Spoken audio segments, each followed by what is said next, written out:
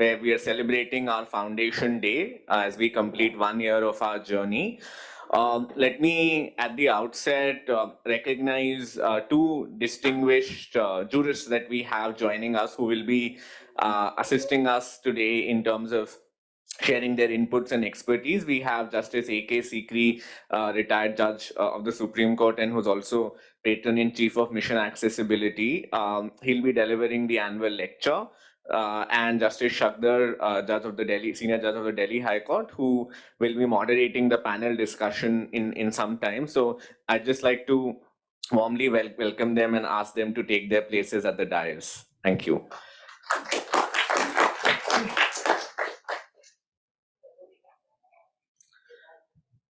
So let me then say a few words, and then we will, I'll hand it over to Amar for him to share his remarks. Just give me one moment while I set this up.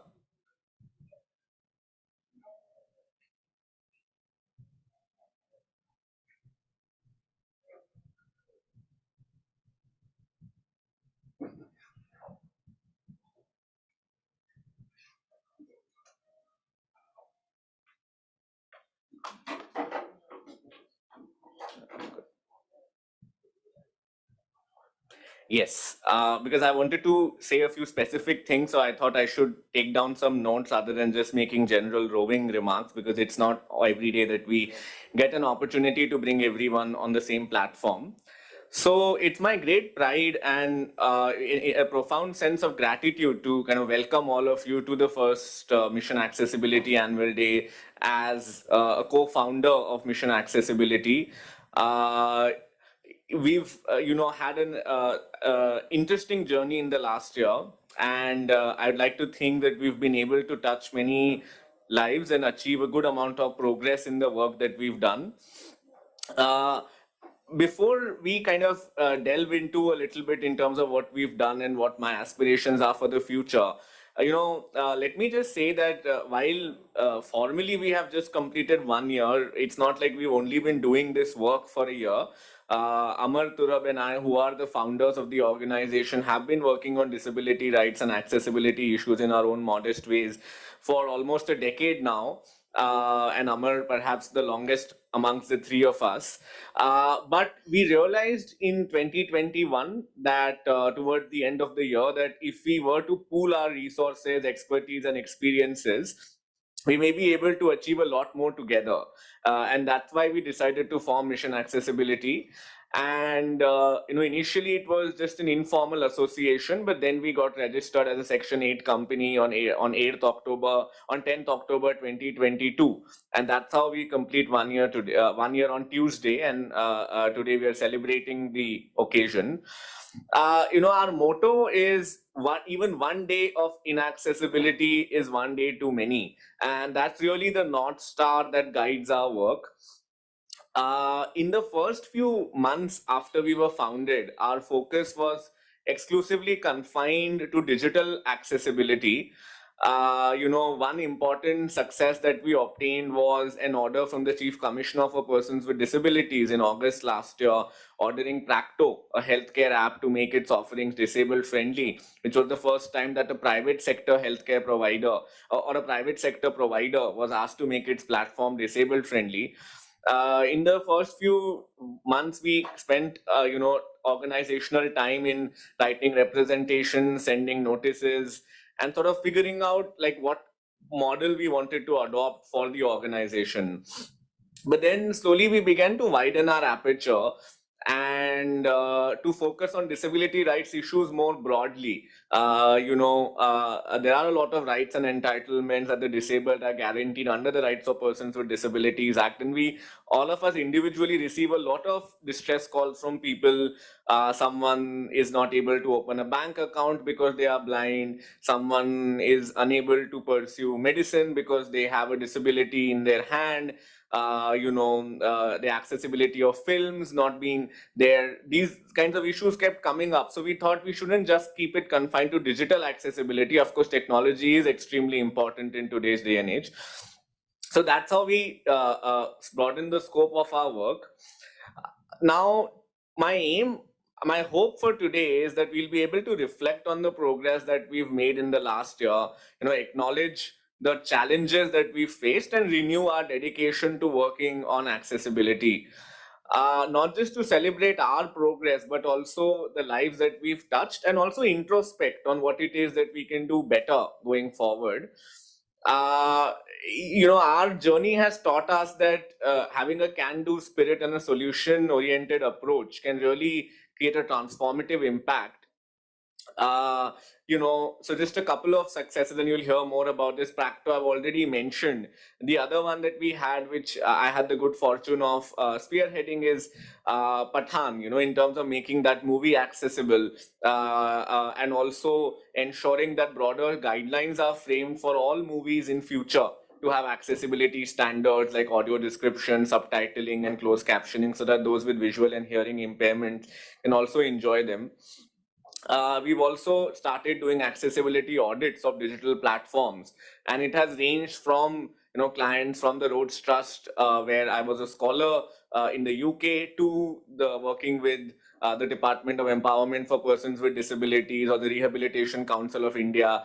So it's kind of been a cross-jurisdictional task that we've been doing. We have three very active communities on WhatsApp called Disability Lawyers Network, Accessible Media Group, and Mission Accessibility Community, each of which has more than 100 participants. And we're not just holding these as talking shops where people come and say, "Oh, this happened, that happened," because a lot of the time one ends up just venting and being angry that, "Oh, why am I being excluded?" And that's fair, but it's important to move beyond that to find solutions, to see how we can write representation, move courts of law if needed, and kind of help people get the support that they need. So that's really the idea. I realize that our work is far from over. There are many discriminatory practices that are still continuing, many platforms that are beyond our reach as persons with disabilities, and a lot of challenges that require innovative solutions. And given the scale of inaccessibility that we face as persons with disabilities, it can be easy to fall into a sense of cynicism. We are often told that you'd be better off doing work in other areas of the law. Like, why do you want to use your skills only in? I mean, not that we're only doing disability, right? But people say that, "Oh, there's little to be gained from doing this. Like, why bother?" And it's too big a problem for you to do anything about. You'll keep doing it for the rest of your lives, and yet nothing will happen. So therefore, it's very important, to kind of have the conviction that we can pursue change, even if it is at a slower rate than we'd like, and that progress is possible. And I'd just like to close with this quote by Margaret Mead, who says, "Never doubt that a small group of thoughtful and committed citizens can change the world, because it's the only thing that ever has."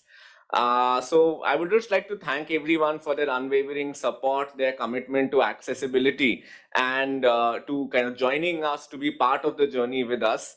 I hope that today will be a testament of our shared commitment to create a bright future for persons with disabilities in India. With that, I'd just like to call my co-founder Amar Jain for him to share some opening remarks. Thank you. Yes, Amar. Where's the mic? Sorry. Good morning, everyone, and a warm welcome to the first annual event of Mission Accessibility. So, right before we conceptualized Mission Accessibility, what was the scenario? We had best of the policies on ground in terms of what was needed to be done on accessibility. We had the law in 2016. For the first time, we spoke about accessibility as a obligation for all government and private service providers. But we still saw that neither accessibility service providers were providing services in India because clients were not willing to pay the prices that they had set for themselves, nor there was not enough community voice which would convince service providers or companies to revisit their platforms and other things where there were accessibility gaps. Because whenever we used to go to businesses or talk to founders, the two questions that got asked to us was, one, if I do this, what is my ROI? That's the first question. And second, if you want me to make it accessible, then I only see handful of people like you or somebody else who may come to me for accessibility. Where is that community which actually needs, and how can you say that if I do this, then in India there are so many people who are going to be benefited out of it?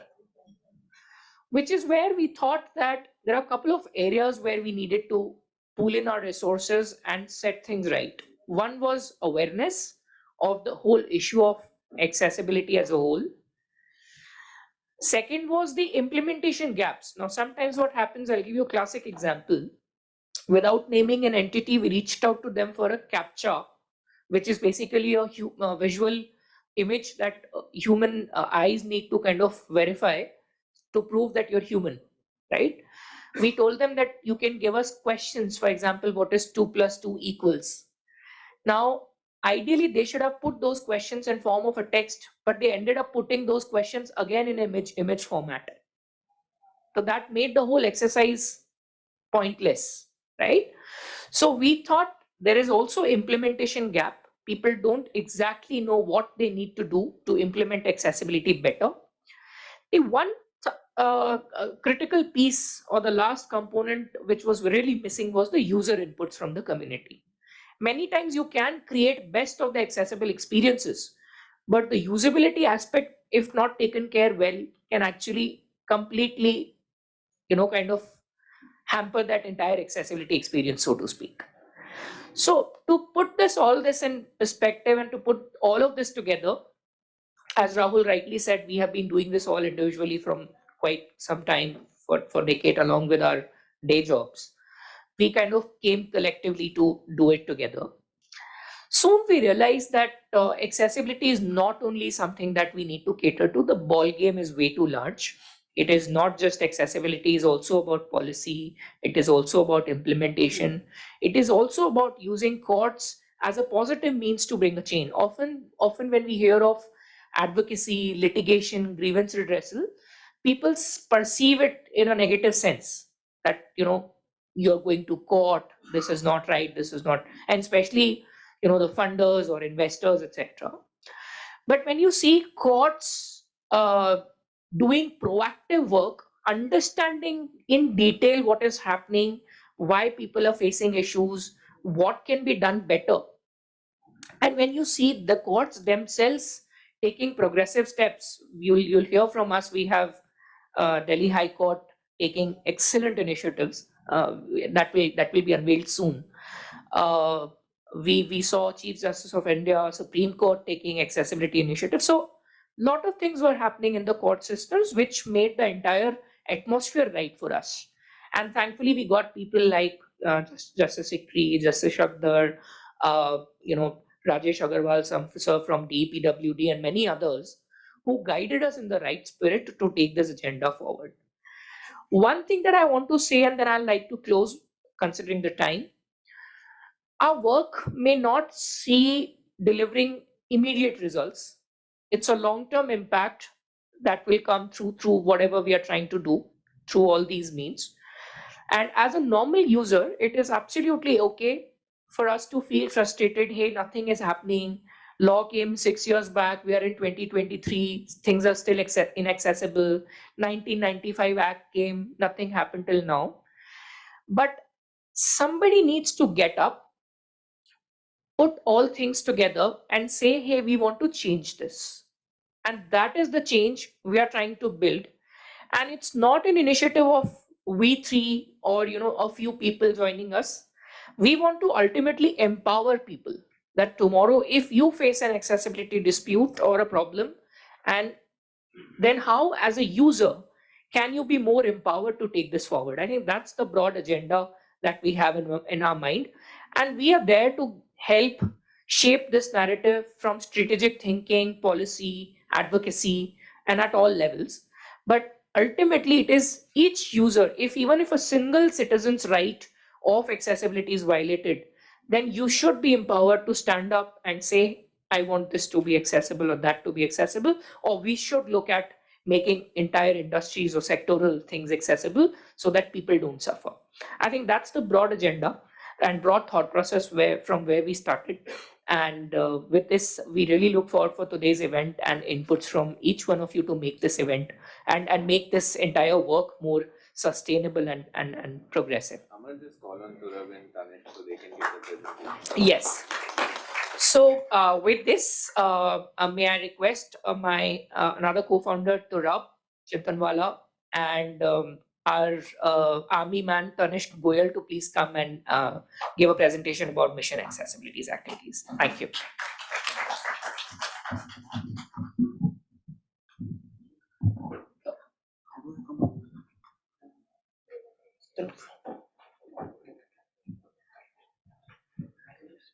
Yeah, just 1 minute.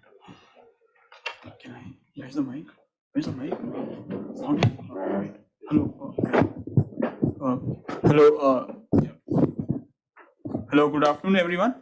Thank you for taking time out today and like sharing and contributing to our success and sharing in our celebration. It means a lot to us. So as Rahul mentioned, that we started off and there were a lot of suspicions and how will it go? And so I remember like that day a volunteer asked that how did you start? Like what was the plan and all?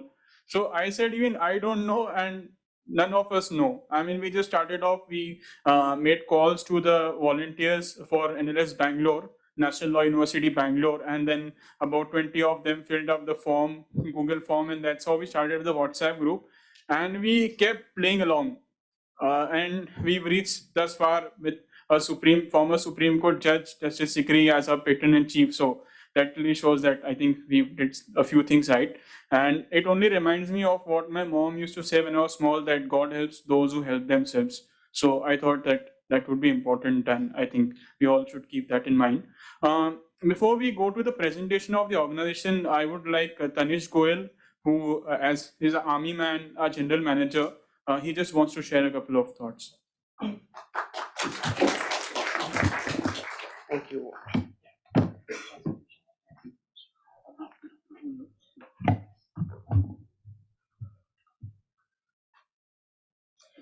So I really don't think I can put it any better than what Rahul, Amar, and Turab already have.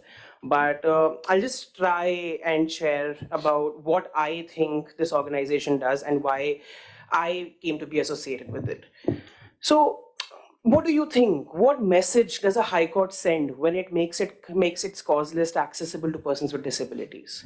Or what message does an OTT media platform send when it makes its content accessible to persons with disabilities?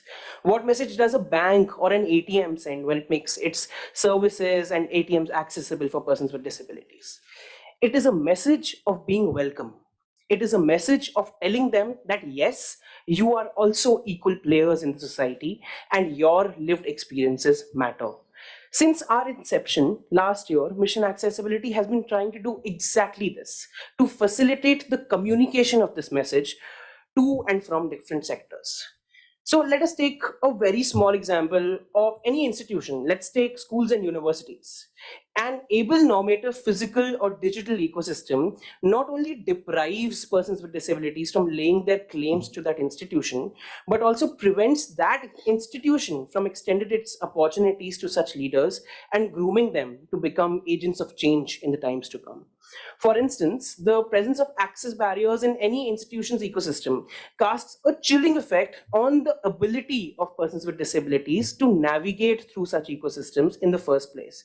These access barriers may be in the form of unlabeled links or captchas or non-screen reader friendly pages or inaccessible PDF files and everything in between. There may also be the absence of alternative text descriptions on images, and on websites, blogs, there may be inaccessible forms. At a fundamental level, this failure to remove accessible barriers and remove barriers for persons with disabilities invalidates their everyday struggles and conveys a message to them that you are unwelcome in the society.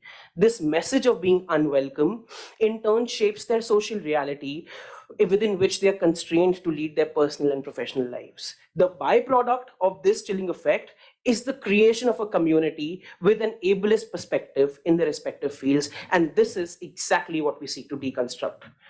A mere introduction of reasonable accommodations, whether physically or digitally, has the potential to deconstruct these inherently ableist institutional structures and repair these historical inequities meted out to persons with disabilities. And that is what we aspire to do. The steps which we take today will be reflective of a more equal and just society in the coming years. And in the next 5 years, if we are able to see more mainstream sectors bring in reasonable accommodations in their offerings, we would probably consider that some of our work here is done. And after that, obviously, we'll be giving out a strategic plan on how we aim to achieve that. So with that, thank you so much.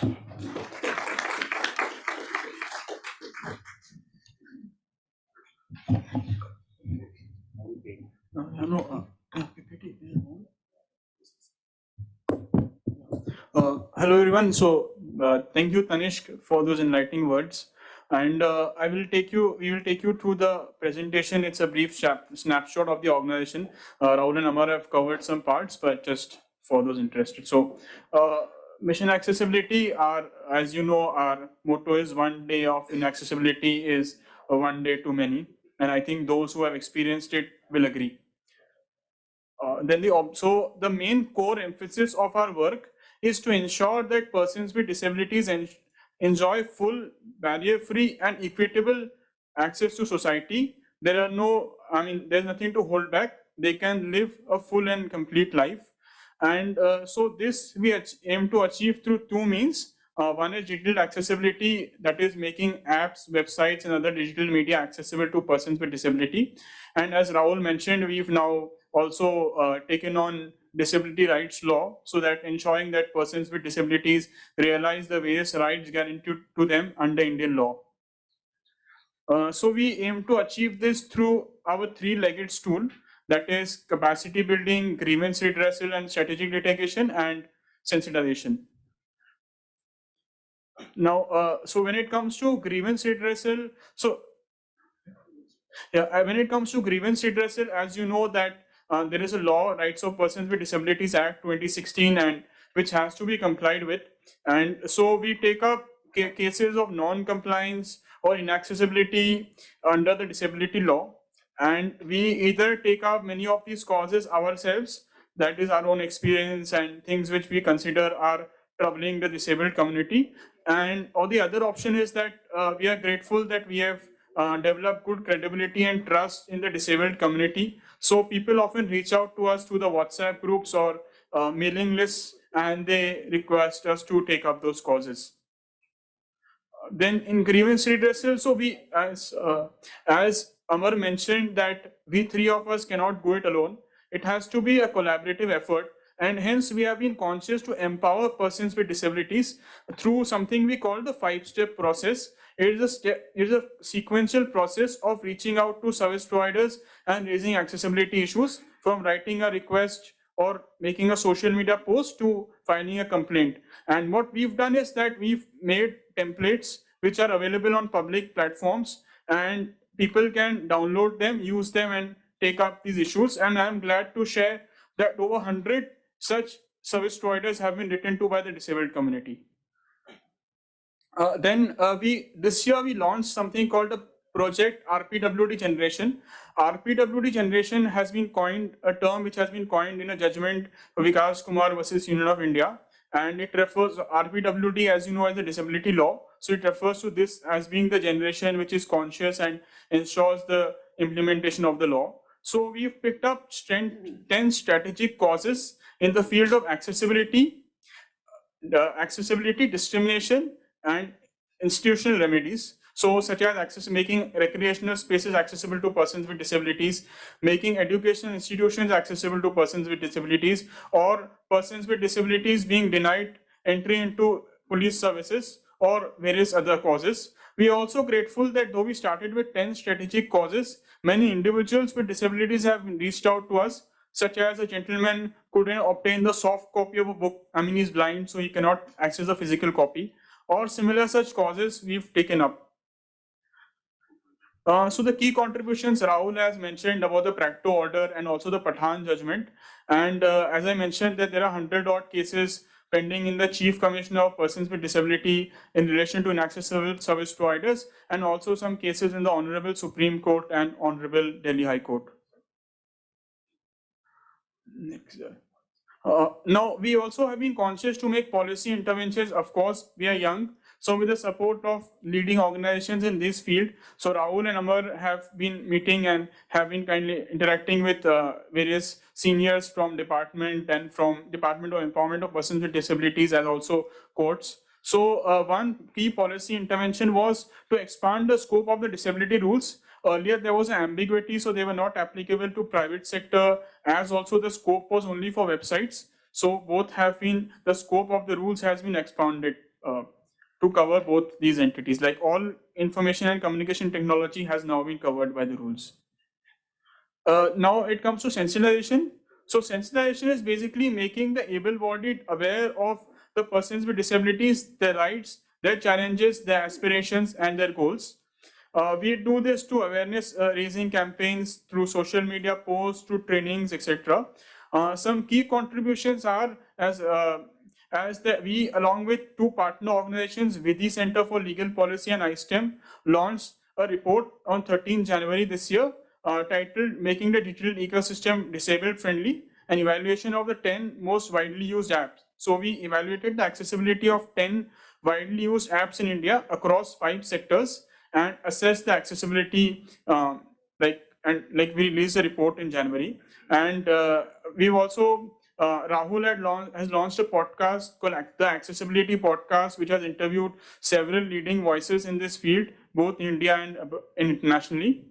And also our team has written various op-eds and op-eds and papers and social media posts to create more awareness.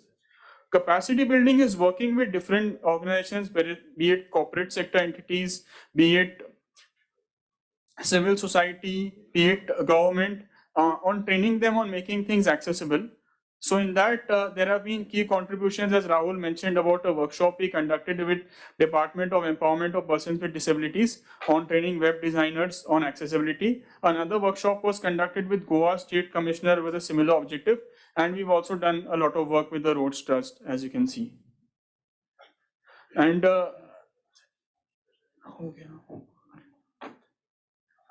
and access to justice. So Rahul has been made part of 2 subcommittees set up by Supreme Court on functional accessibility and physical accessibility. And Amar and Rahul, through the kind guidance and intervention and visionary leadership of Justice Shukdar, have also been made part of the accessibility committee set up by Delhi High Court. And Amar had addressed the full courthouse of Delhi High Court with honorable judges and lawyers present on Independence Day in regard to this. And so organization highlights, as Rahul had mentioned, that like we've grown now, we registered under company law as a non-profit. We also have leading advisors across different fields, and Justice Sikri obviously is there as a patron-in-chief, and a budding team of volunteers and retainers as well. And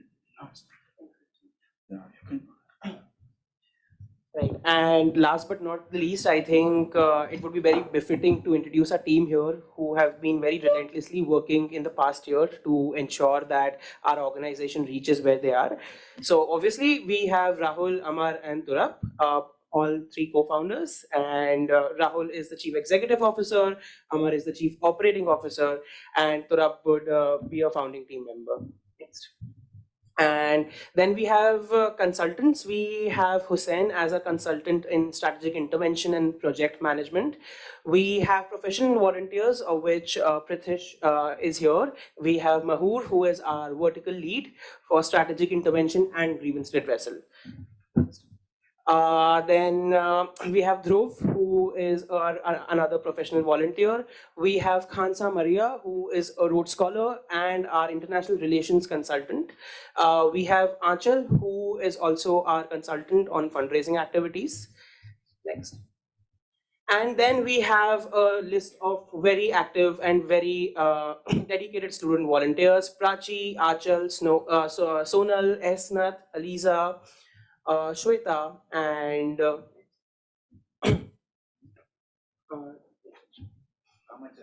Shweta Ramachandran and Anchal, and next page, please, and Astha and Anushka. So that is it from us, and I would now would like to call Rahul to the stage. Thank you.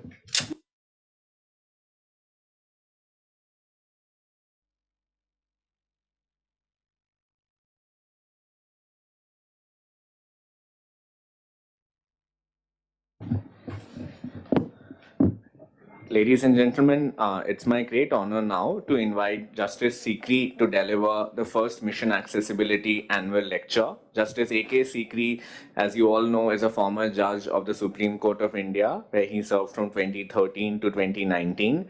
During this tenure, all of us in this community, the disabled community, fondly recall his seminal contributions to the field of disability rights through judgments such as Jija Ghosh, Disabled Rights Group versus Union of India, and Rajiv Raturi versus Union of India.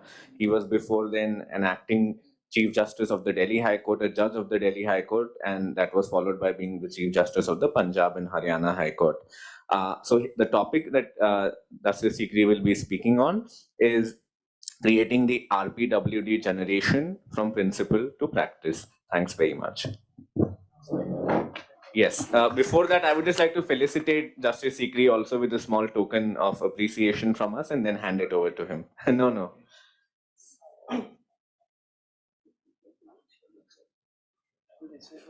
Yes. So you can just hand it over.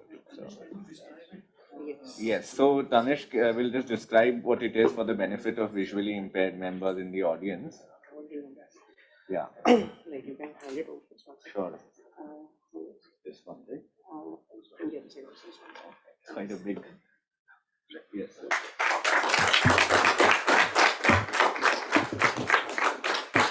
This is a plaque with Justice Sikri's photo on it, and it says that Mission Accessibility really thanks Justice Sikri, our patron-in-chief and former judge of the Supreme Court, for his continuous dedication and his support to our organization, dated on our first anniversary, 8th October 2023.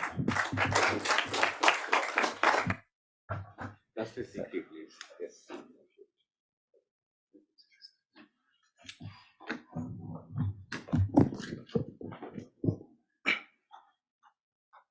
Thank you very much, Rahul and your team, and good morning to all of you. I think this is one plaque which I'll relish and admire for the rest of my life. Thank you.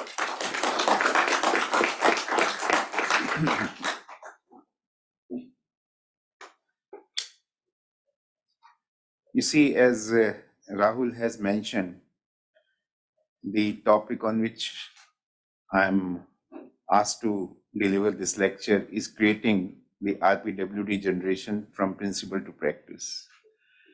In fact, if I may say so, in the introductory speeches given by all these persons, they have been talking about it. This is the only subject matter which is so important from practice, principle to practice, that how to really fructify what is contained in the statutes and what are the rights of persons with disabilities. I'm really thankful and feel honored and privileged to deliver this first lecture, and thanks to Rahul and his team that they have chosen me to be here and sharing my views with you. In fact, I thought that there may be a larger audience when I prepared this lecture. Larger in this, not in the sense, I'll come to that, what I mean, in the sense that those who are not otherwise aware of, as we have been talking about the awareness, aware of the rights of persons with disabilities, should be here so that I'm able to give them that message. Here's a team, every person, each and every person sitting here, not only knows about it, you are rather committed to the cause. So much of this which I had said about the awareness and which I have mentioned in my lecture may not even be necessary to tell you people about that.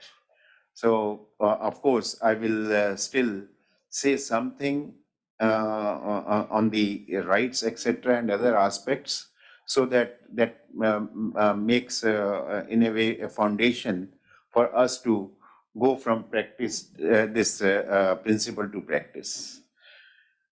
The if I may say that the various contours of this topic present the aspiration of whole class of persons whose daily engagement with physical disability defines their continuing quest for dignity. And dignity is the core principle which I have emphasized in all my judgments also relating to disability. And rather, that is the fulcrum on which every right of disabled person is based.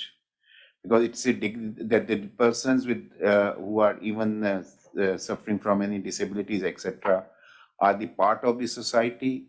They are also human being, and they have also to be perceived or seen with dignity, which is attached or which comes with any person who is born in this world. So, irrespective of, as we say, caste and creed, and irrespective of physical or other kind of ability or disability. It is at the same time offer an opportunity to make a meaningful contribution in the project of creating the RPWD generation in India, a generation of disabled people in India which regards as its birthright, and rightly so, birthright access to the full panoply of constitutional entitlements, robust statutory rights, geared to meet their unique needs and conducive societal conditions needed for them to flourish and to truly become co-equal participants in all facets of life.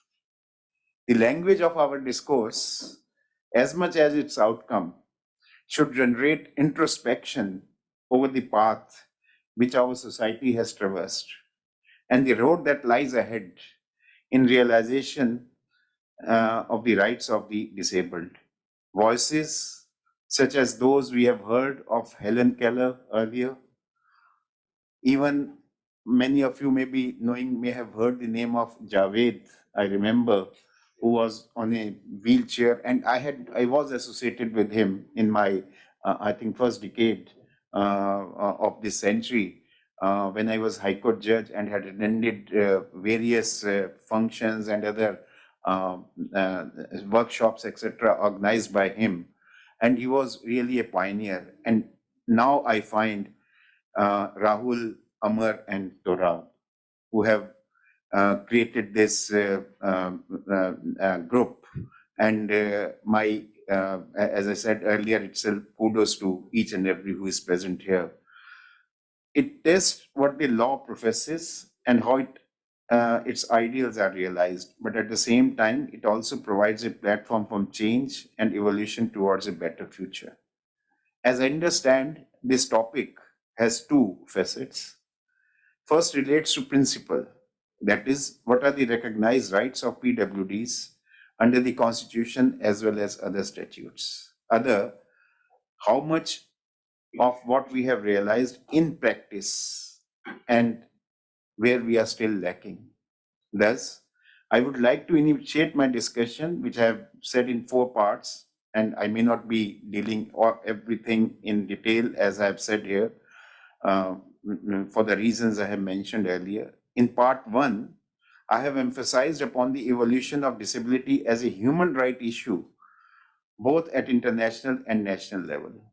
In part 2, my narrative will be to explore the rights of people with disabilities under Indian Constitution. Here, we will see how international law principles of equality are deeply intertwined with disability rights. We will also see the statutory regime which gives meaning, full rights of PWDs. Discussion, therefore, in part 1 and part 2 covers first facet.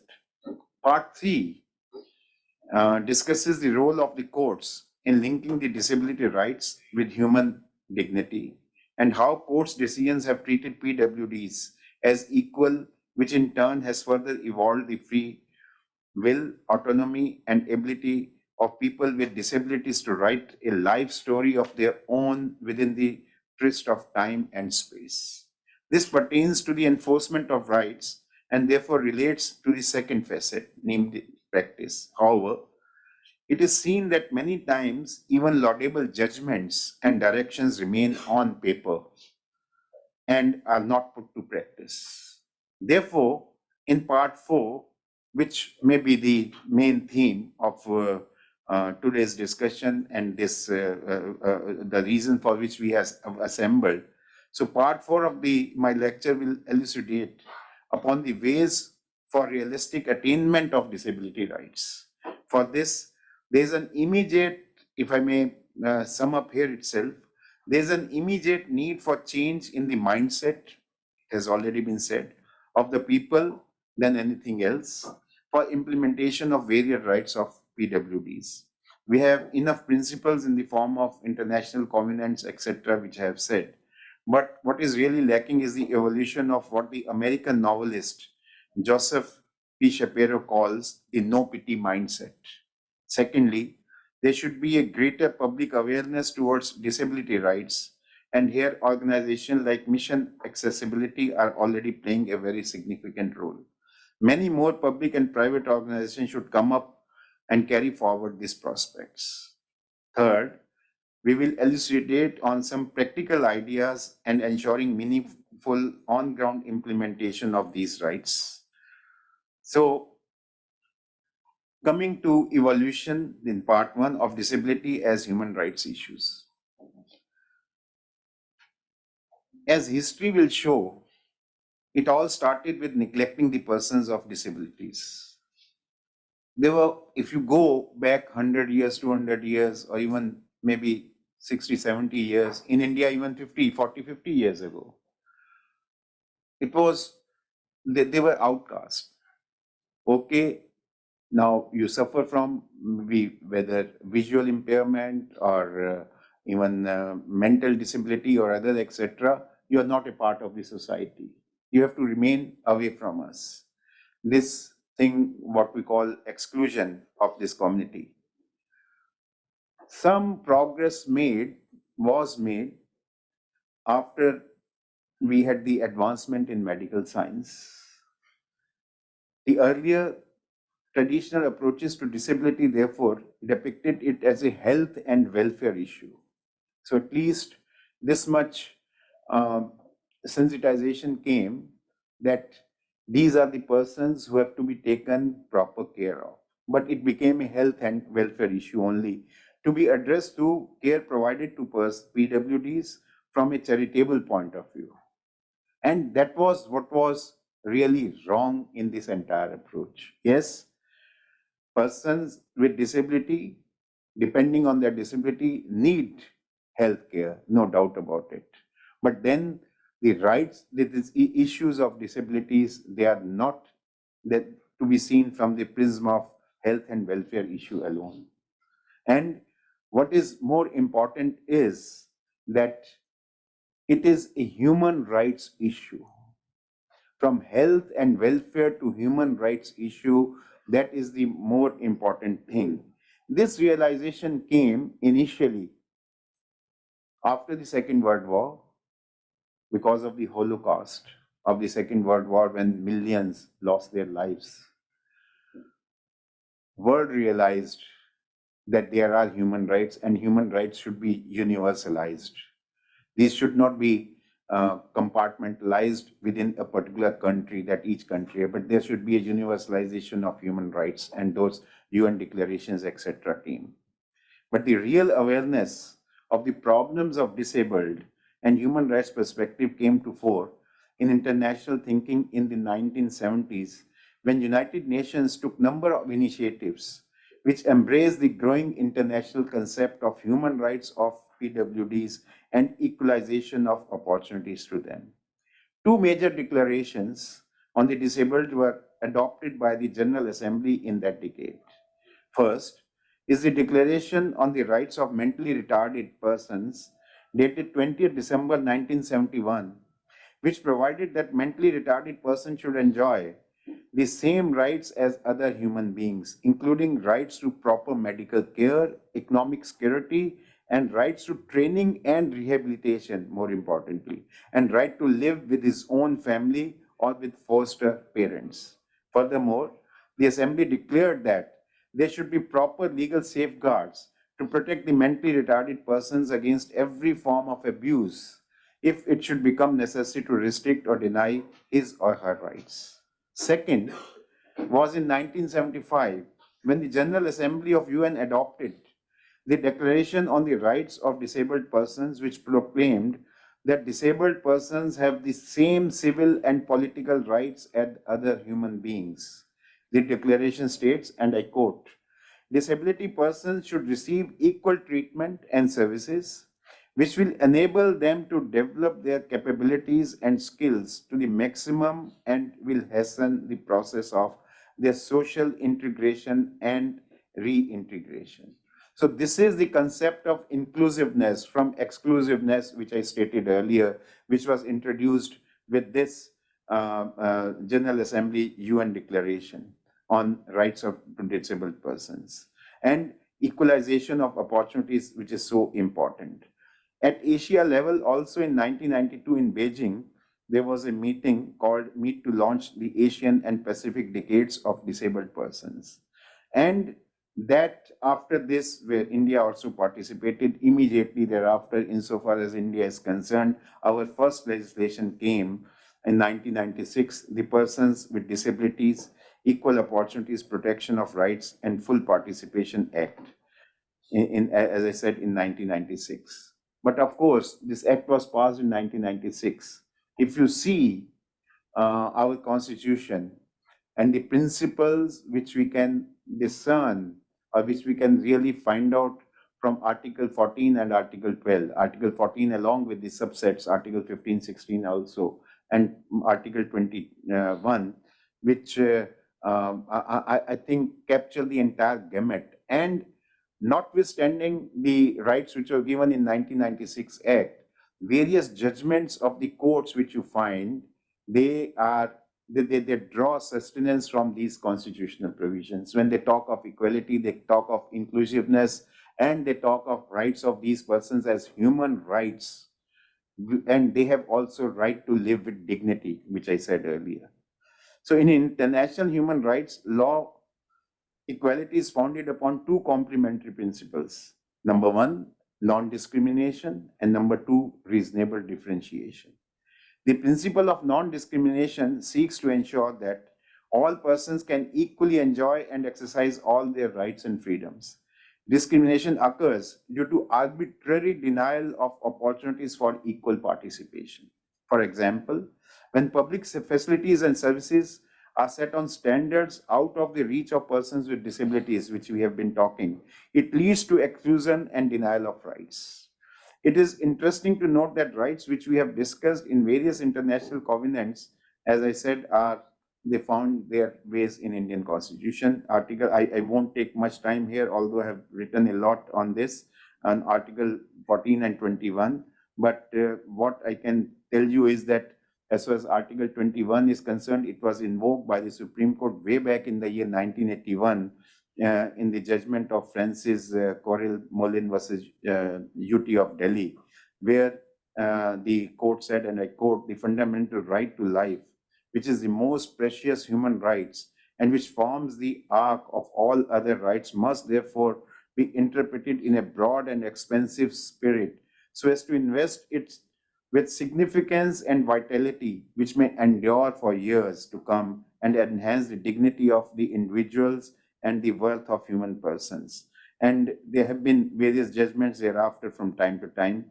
And in the state of HP versus Umaid Ram Sharma also, this right to life, it included right to accessibility.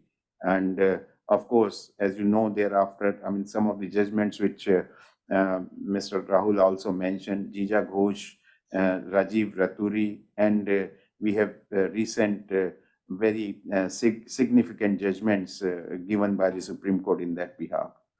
Now, apart from this, when we are talking about constitution, we have to um, uh, keep in mind Article 41 also, which falls within the chapter of the directive principles of state policy, and therefore it casts a duty on the state to provide all these facilities, not only to those who are so-called abled persons, but to disabled persons as well.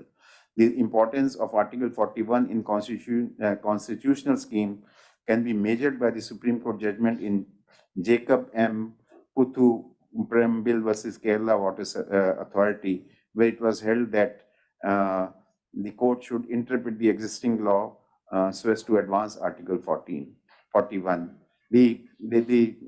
I've already mentioned about 1996 Act.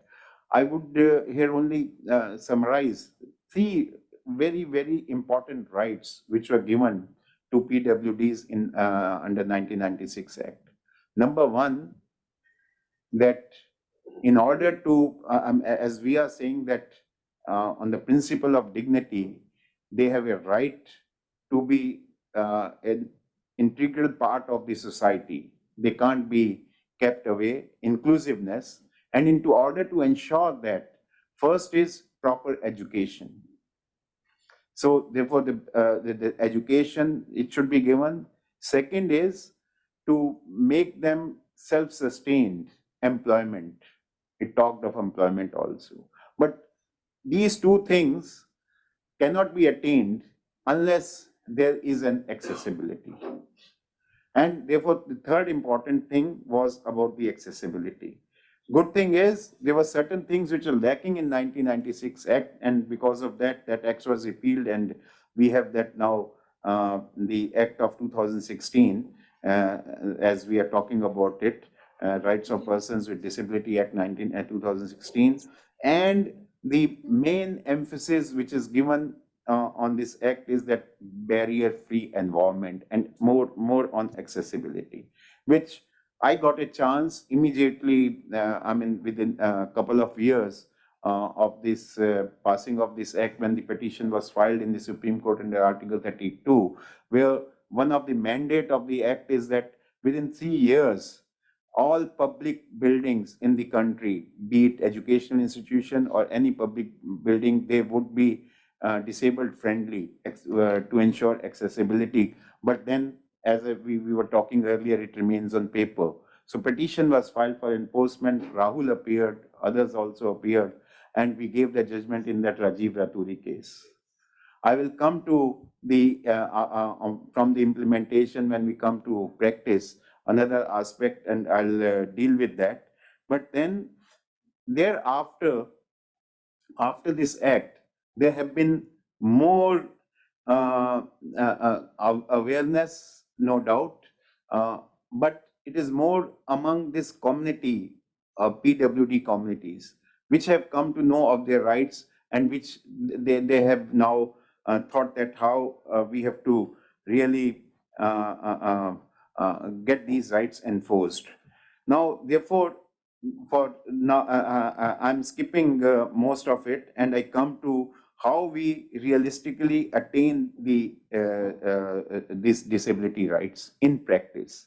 Of course, Supreme Court or the High Courts also, there are abundance of judgment. There's so much of law which is created by various High Courts, by those activist judges also, if I may say so, right-minded judges who have given many laudable judgments. But we have seen, like many other cases where the judgments are given, they remain on paper. Here also, many of the judgments where even the directions are given, they have not been implemented when it comes to access. So therefore, we have the jurisprudential framework, we have the constitutional framework, we have the statutory framework on the one hand. We have the courts on the other hand, where we go to the courts and then we take the judgments where the directions, etc., are also given. But the still as has been discussed by all my earlier speakers in their introduction, we have still a long way to go, because in practice, much is still desired. How that should be achieved. This when this PowerPoint presentation was made, and it said that this group is have adopted three-pronged approach: accessibility, sensitization, capacity building. This is what is required, and in that direction, you people are doing. It's a human service to the community, no doubt about it.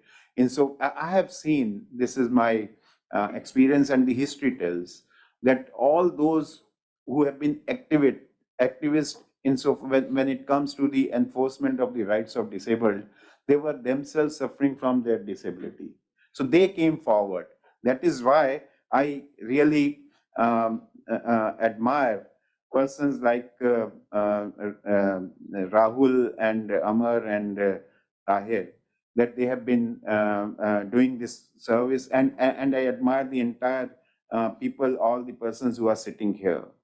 That what we have to, the fulcrum has to be, or the main emphasis has to be, that please, the first thing is from this, if you say, when you call awareness among the people, much awareness has come. As I said, when we compare it with 30, 40 years ago, what was the position? Today, you'll find even 20 years ago, we did not have in the hotels or in the restaurants and in other places ramps.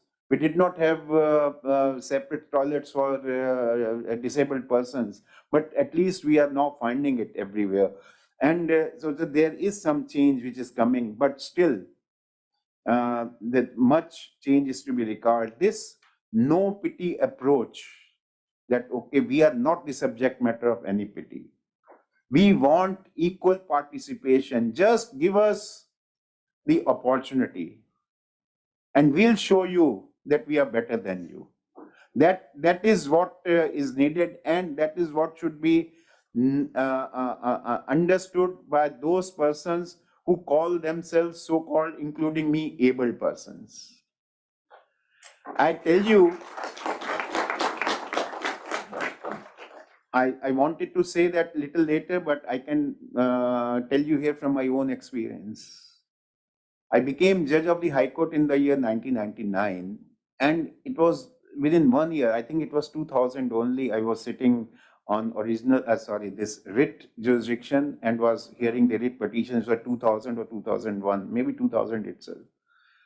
And one petition came, one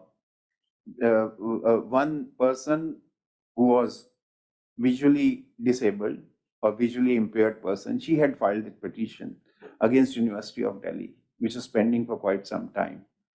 And she had done her master's, and I think thereafter PhD also in music.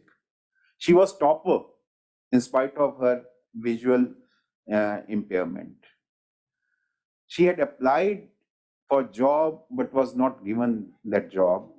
Now, interestingly, I don't want to go into the detail of that case, facts of that case, but to tell you in nutshell what was writ large from the facts and the way things had happened, the mindset of the selection committee.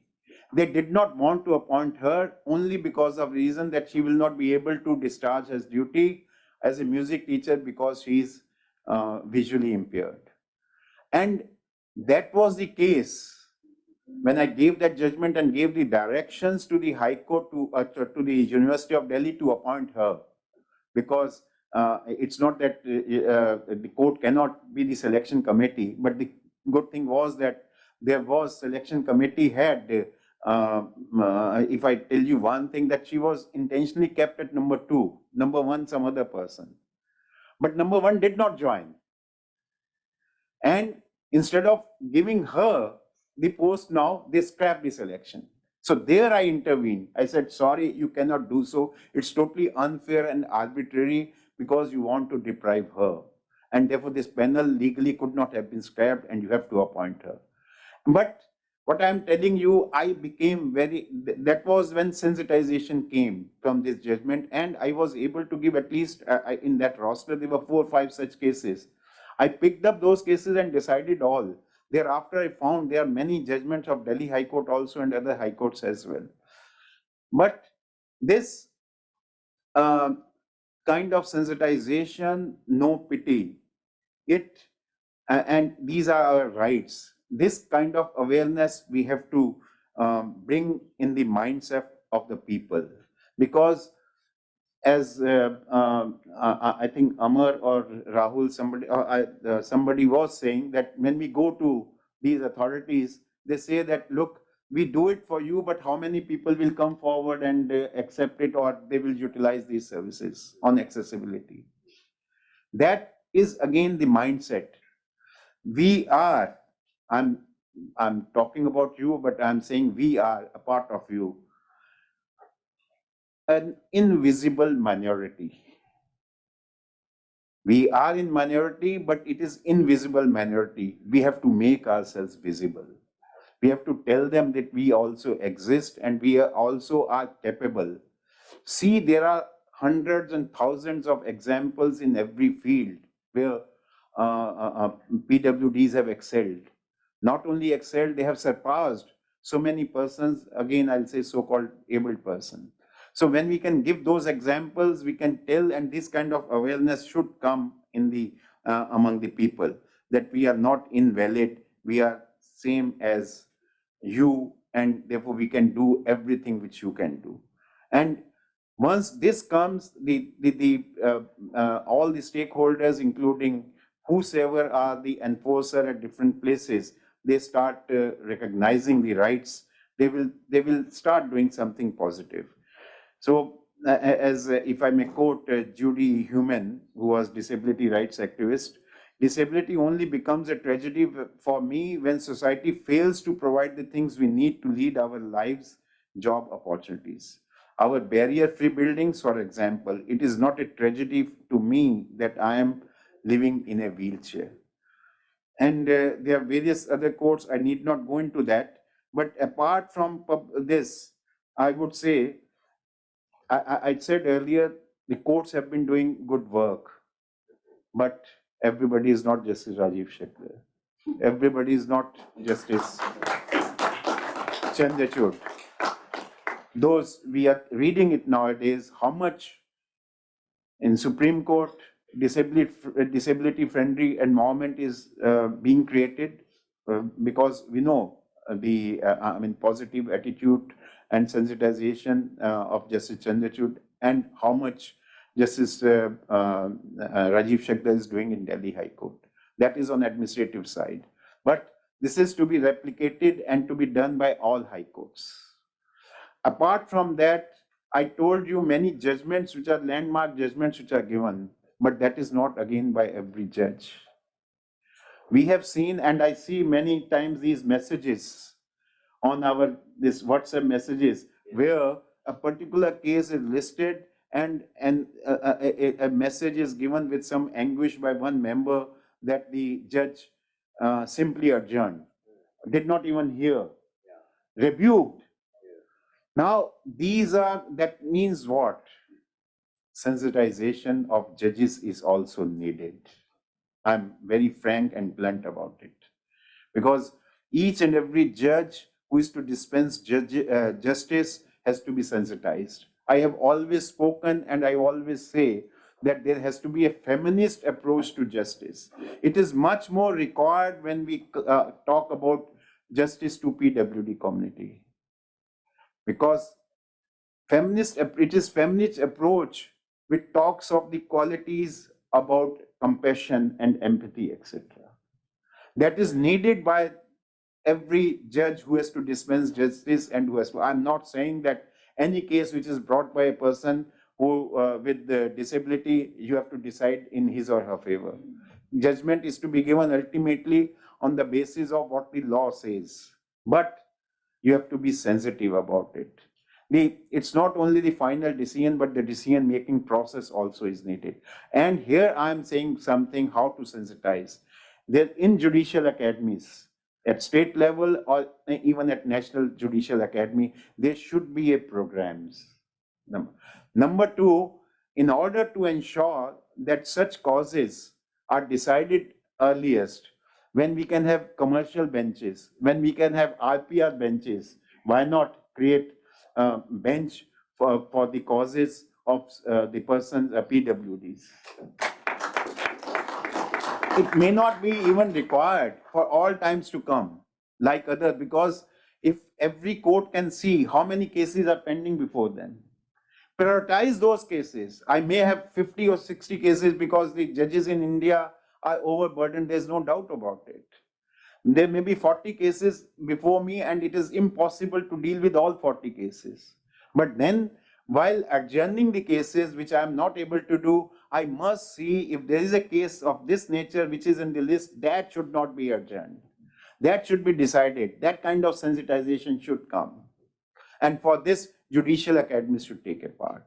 I think you can write a letter to the Honorable Chief Justice of India and he should include in the curriculum about the sensitization of judiciary in respect of the rights of disabled to the National Judicial Academy and even to the State Judicial Academy to include this.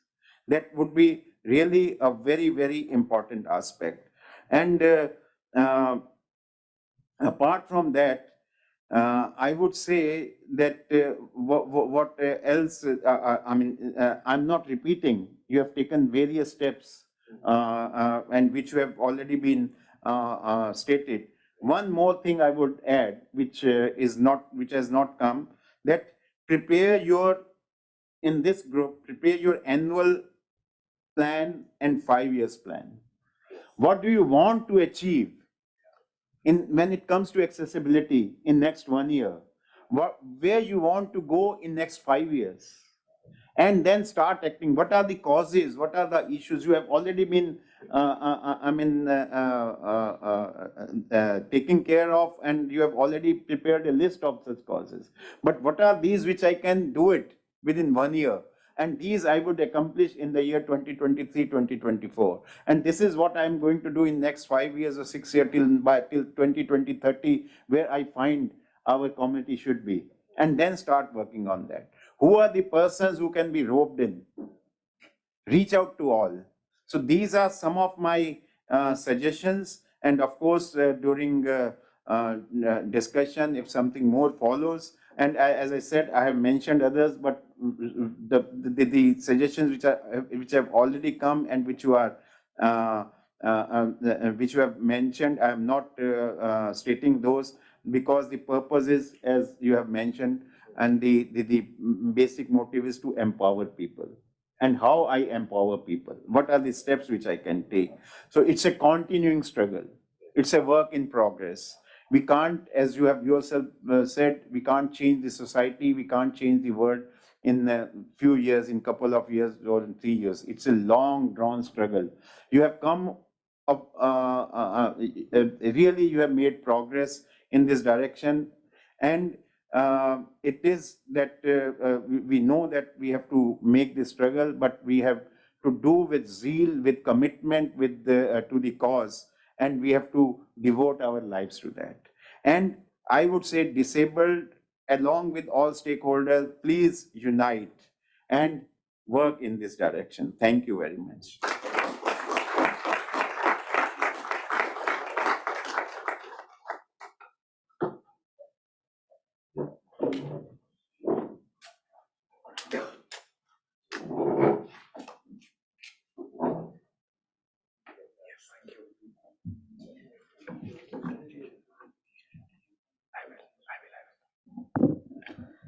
Justice Sikri, thank you very much, as always, for a very incisive, illuminating lecture, and in particular for the practical roadmap that you've laid down for us for how we can, work towards addressing the kinds of issues that you've spoken about. I think it's a really good encapsulation of both where we've come in terms of the law and the disability rights movement, and also sort of the principles that should guide our work going ahead. we do in fact have a 5-year strategic plan that we will be unveiling today. So we've already been working on that, and we'd love to have your inputs and those of others on that also. I would also like to just acknowledge the presence of Mr. Rajesh Agarwal, Secretary in the Department of Empowerment for Persons with Disabilities. He's here, and I'd just like to request him to come to the dais and take his place. Of course, he'll be joining us for the panel discussion momentarily, but we'd love for him to be here. We'll now move on to an award ceremony. So this year, one of the things we wanted to do in this event was to recognize accessibility trailblazers. I mean, just as it is important to take to task those that are non-compliant with the law and with our rights, it's also important to recognize those that are doing meaningful work in the area. So I'll hand over to my colleagues Turab and Tanesh, who will be recognizing the awardees for this year. Thanks.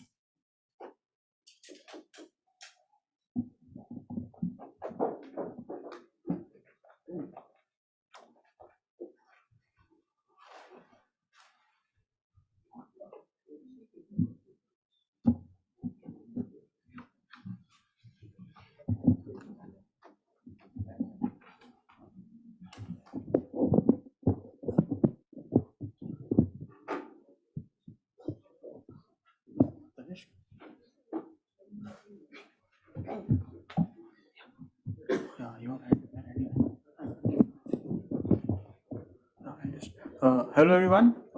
So as Rahul mentioned, this is the most looked upon part for of the event. That's the award ceremony.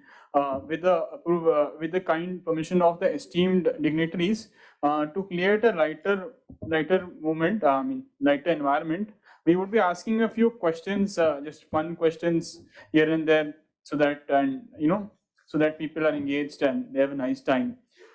So I have one question for everyone.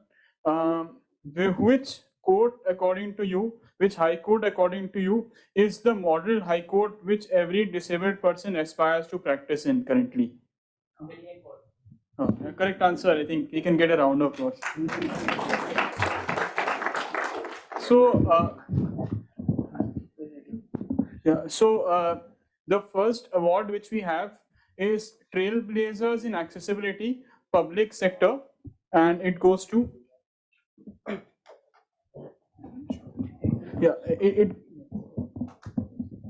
so the award goes to Delhi High Court Justice Shabdar. We would request Chair Sir to accept the award.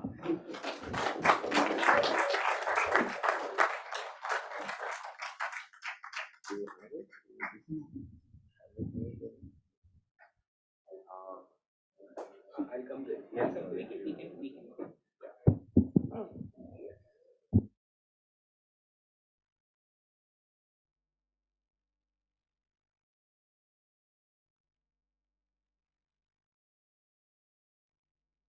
Sir, if you can give a couple of minutes to accept. Yes. Of course. Come. Yes. Yeah, this is step. This is step here. Yeah, you okay? Okay, sir. Right.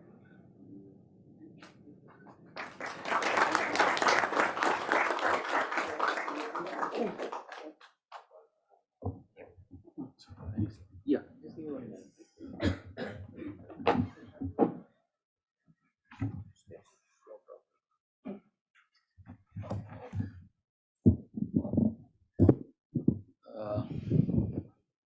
Good afternoon to everyone, and thank you very much for calling me over here. I must express my gratitude, not because I'm on the panel, but because I'm part of something which seems to be developing into a movement. Mission accessibility is now, it seems, with the help of people like Rahul, Amar, Gaurav, and our army man over here, seems like mission possible. And Tom Cruise may have a run for his money. But this is very interesting. And it's a quirk of fate. Sometimes fate lines meet. Recently, when I met Rahul told me a very interesting aspect that both of us had perhaps forgotten. In 2015, Rahul had interned with me for a month, and then I moved on. I was here in Delhi. I went to Madras. I came back, and we met again. And that is when Rahul and of course Amar, along with Rahul, came to my office and said, various issues with regard to accessibility. And one of the issues that they flagged was, simple thing like accessing the cause list is becoming a problem.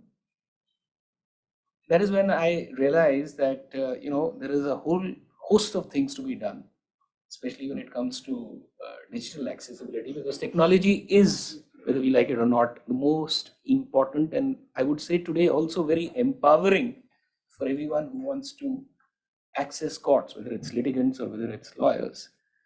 So I said, I can make my team available, and the ideas must come from you. And they were very simple ideas which both Amar and Rahul gave us, and we actually were able to progress something. And today I can say with some sense of satisfaction that all district courts are accessible to people who fall in this community. There were other aspects that, and I must also give credit to the, our Chief Justice, who's presently manning the Supreme Court. His zeal he has zeal for several areas which relate to social justice, but his zeal for, providing accessibility to PWDs is, I would rate it, if you have to grade it, it's outstanding. And why has this happened? He's been humble enough to recognize that a lot of it had to do with Rahul. Rahul, as I said, Rahul walking into his life, Rahul walking into our lives, and he represents the community. Because he feels for the committee, he makes people move. So simple things like, the CAPTCHA, this may seem something very simple to us, but for people who fall in this category, it is a great change. Simple things like CAPTCHA being made audio and text, turning to audio and text, removing the watermark from judgments. I can tell you with experience, when I sit, say on the tax side, I'm presently handling the tax roster, that, even for a so-called able person, watermark presents on a judgment, presents a situation where it's almost difficult, if not impossible, to read judgments. But those little steps that we have, been able to take with the assistance and inputs from persons like Amar and Rahul has made a whole host of difference. I can still see the difference. Courts are moving in that direction, but say, for example, tribunals are not moving in that direction. I still get judgments from the Income Tax Appellate Tribunal which have watermarks. It's very difficult to tell them to, I keep sending them messages through their standing councils, but it's not happening. Decisions have been taken recently, and I hope they are replicated in every high court and every institution of forming accessibility committees. And as you heard, Rahul, both Rahul and Amar are part of the accessibility committee. In fact, he suggested a couple of more names, which I think will add a lot of, heft to what the committee can do. Judges are all right, but we need people who have stake in this area. And I think Rahul, Amar, and others, if and when they join, will be able to give you better services. So things like having sign language interpreters. I yesterday signed a file where, again, I asked the stakeholders as to who are the persons who are adept at all this. He gave me a couple of names. I've signed that file. We fixed a lump sum remuneration for the time being. And hopefully over the weekend, the Chief Justice will empanel those persons as sign language interpreters. So we're not doing those earth-shaking things, but these little things add up to improving quality of life. And at the end of the day, I think it is our attitude, the so-called abled people, that has to change to bring about that change which these people are looking for.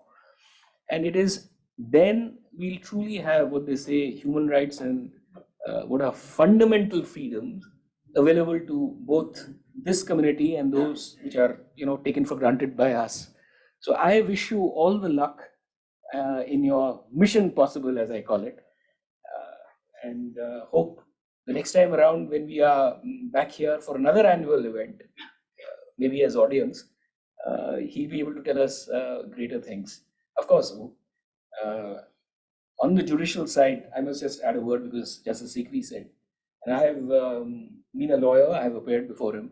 He's a judge with the immense intellectual capacity, and that lawyers who work in courts know, but he's a man with a big heart.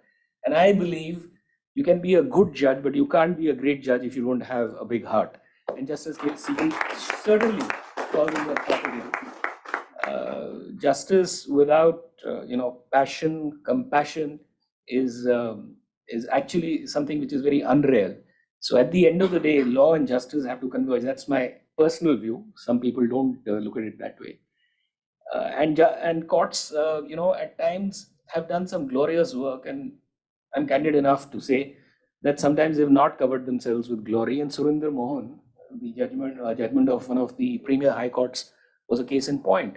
But it's not only the Indian courts; it's also the, say for example, the American courts, where someone like Oliver Wendell Holmes Jr., when he was dealing with a case dealing with tubular ligation of women, he said 3 generations of imbecile are enough, and he upheld the law.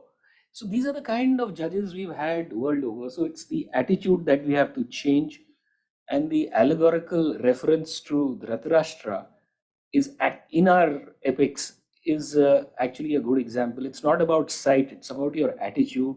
It's about your biases, which impact PWD community. Once we change that, I think we'll have a better world. Thank you very much. God bless you.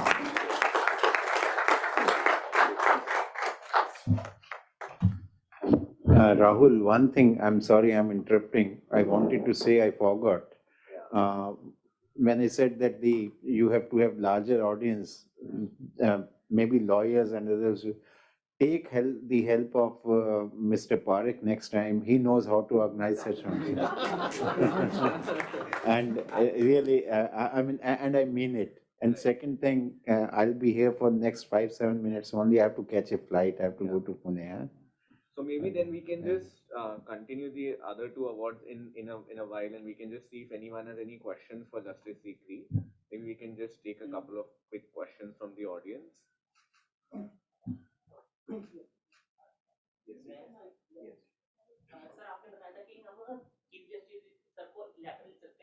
तो sir आप मुझे please process बताएंगे किस तरह से हम लिख सकते हैं और क्या ईमेल लिख सकते हैं, मतलब क्योंकि इम्प्लीमेंट अब आपने अच्छा वो दिया सजेशन, तो उसको इम्प्लीमेंट करने का प्रोसेस भी बता दीजिए।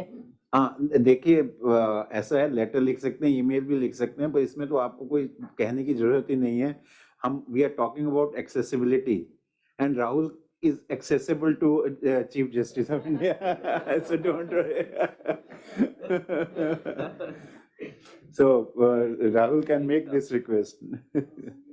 सर सेकंड क्वेश्चन ये है कि जैसे कि अगर हमें PIL दायर करनी है, ठीक है, कि हमें कोई एक्सेसिबिलिटी इशू आ रही है कोई कंपनी में, अगर हम लेते हैं नालसा की हेल्प, जो कि हमें फ्री में सर्विसेज मिल जाती है, डिसेबिलिटी वाला भी आता है उसमें, उसमें दिक्कत होती है कि पहली बात तो हमें तरीका नहीं पता होता लॉयर्स को, हम उसको अप्रोच कैसे करें। चलिए वो भी हमने प्रोसेस पता लग गया, पर उसमें दिक्कत आ रही है कि कहते हैं जो वहाँ पे जो लॉयर्स हैं उनको नहीं पता कि ये कैप्चा क्या है चीज, या मतलब चलिए हमने उसको कैप्चा भी समझा दिया, पर उसको माइनॉरिटी डिटेल्स नहीं पता होगी कि ये इसमें क्या होगा, हमने उसको वो भी समझा दिया, पर मतलब कहते हैं उसको हम कितना समझा पाएंगे, उसको हम कहते हैं हम इतनी सारी फीडबैक्स दिखाएंगे, कहते हैं हमने इतनी सारी फीडबैक्स लिखी हैं, या उसको हम ये समझाएंगे, उसके पास अपना दूसरा काम भी होगा, वो हम इतना टाइम नहीं देगा।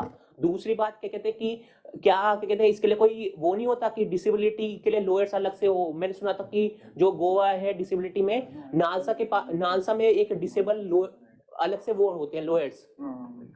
It's a good suggestion. मैं 2 चीजें मेरे दिमाग में आती हैं जो मैं बताता हूँ। नंबर 1, अपना यू शुड गो टू, एक तो नालसा के लॉयर्स हैं ही, स्टेट लीगल सर्विस अथॉरिटी में भी हैं, डिस्ट्रिक्ट लीगल सर्विस अथॉरिटी में उनका पैनल लॉयर्स होता है। तो it's another suggestion which you can give कि उसमें जो those who are sensitive to these issues उनको भी रखें panel पे. Number two, more importantly, and which I have said in your next 1 year program, 5 years of program, etc. There are many lawyers. We have very good lawyers who are sitting here, and there are other lawyers also who are senior lawyers, I am saying, and they are ready to take up the causes. And इससे जिनकी commitment हो, actually हम हमेशा कहते रहते हैं, हमने judges as judges also when it comes to NALSA, कि हर सीनियर एडवोकेट को महीने में एक केस नहीं तो साल में 4-5 केस तो लेने ही चाहिए, I mean legal aid cases. So why not pick up those persons? And there are many in Supreme Court, I know there are many in Delhi High Court, I know it must be in other high courts also, who are sensitive about the rights of PWDs. तो इस तरह के lawyers को आप पकड़ के अपने panel में बनाते हैं और उनको रिक्वेस्ट करते हैं, उनको अप्रोच करते हैं, and they take up your causes, they will be able to argue those causes also with that kind of commitment and passion in the court as well. Thank you, sir. Any other one last question Yeah, we can only- just take Yeah, real quick? very short of time. Yeah. Yes, please. Can you If please you could just My name is introduce Tina, and I'm hard of hearing. And thank you to this panel and this organization for providing complete access. I have a sign language interpreter and captions. I rely on caption more than interpreters. The question I have, it's we talked about accountability and ensuring that the laws are followed. Sometimes the solution, the way this will progress is that the solution will be provided and then they will be implemented. But in many cases, the solutions are already available. Like in this case, the interpreters are available and captions are already available. And there are organizations which have been asked repeatedly for this, including movie theaters. I'm working with movie theaters on this clause. And producers are already making movies with captions world over, but they're not being shown in India. I just cannot wrap my head around why they're not shown with captions in India. And second, the law is there. So what can this panel do to ensure accountability? Like there should be some stringent fines that producers or the movie theaters want to make sure that they're compliant with the law, because the solution is there. We're not building something now. So what can we do about that? One thing, insofar as imposing fine, etc., those who don't follow this, fine has to be in the statute. If there is a provision in the act, then it can be, otherwise not. One thing, when I was talking about the sensitization of judges, etc., even the judgments which are given, if you find in Rajiv Raturi case, what I did thereafter retired, couldn't take it up later. We give, as I said, we give directions and they remain on papers. So therefore, in PILs, the kind of continuous mandamus which the courts have done in many cases, environmental cases, MC Mehta, we know, is still, I mean, that case is still pending and the Supreme Court keeps passing the orders. And then that other, Goda Vardman, is again still pending and courts keep on passing the orders from time to time. Yeah, so there are many such, so why not, where such directions are given on accessibility, etc., why not the court should then thereafter follow it up also and ask all those to whom the directions are given that you keep giving us the report whether these things are done or not. And in that, if there is a direction of this kind which you are saying, then the court can haul up a person for contempt also, and court can impose fine as well. Yes. Thank you. And I also urge a personal request, if all courts can enable caption in the courtroom, so that somebody like me has access to all the hearings. So thank you so much. It's already started. Take that up. Well, thank you so much, Justice Sikri, for your time and insights. We will now continue with the award ceremony. Turab, if you could. Yeah. So the next award, I have a question again. So, which is your favorite bank? Like, which is the bank which you prefer to bank with? As a person with disability. I mean, anyone can answer. Yeah, I mean, I would agree Union Bank because they are the most accessible for persons with disabilities. And hence our next award, the award is Disabled People's Led Change Towards Accessibility. It goes to Union Bank.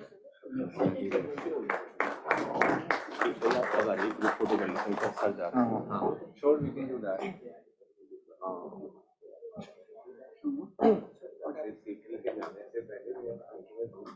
Yes.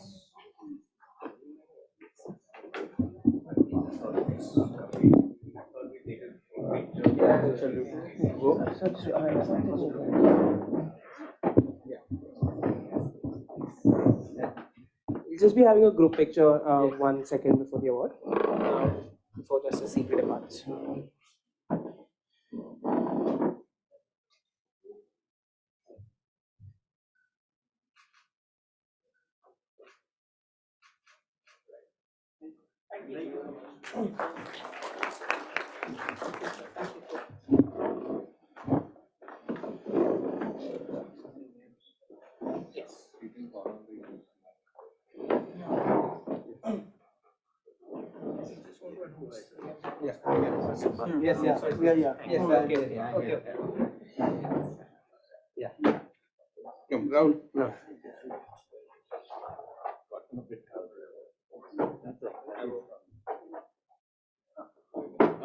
Dhruv, you can hand over. Yes, Rahul. Yes, right here. We must also appreciate Mr. Rahul Gambhir and entire Union Bank team for taking pioneering initiatives.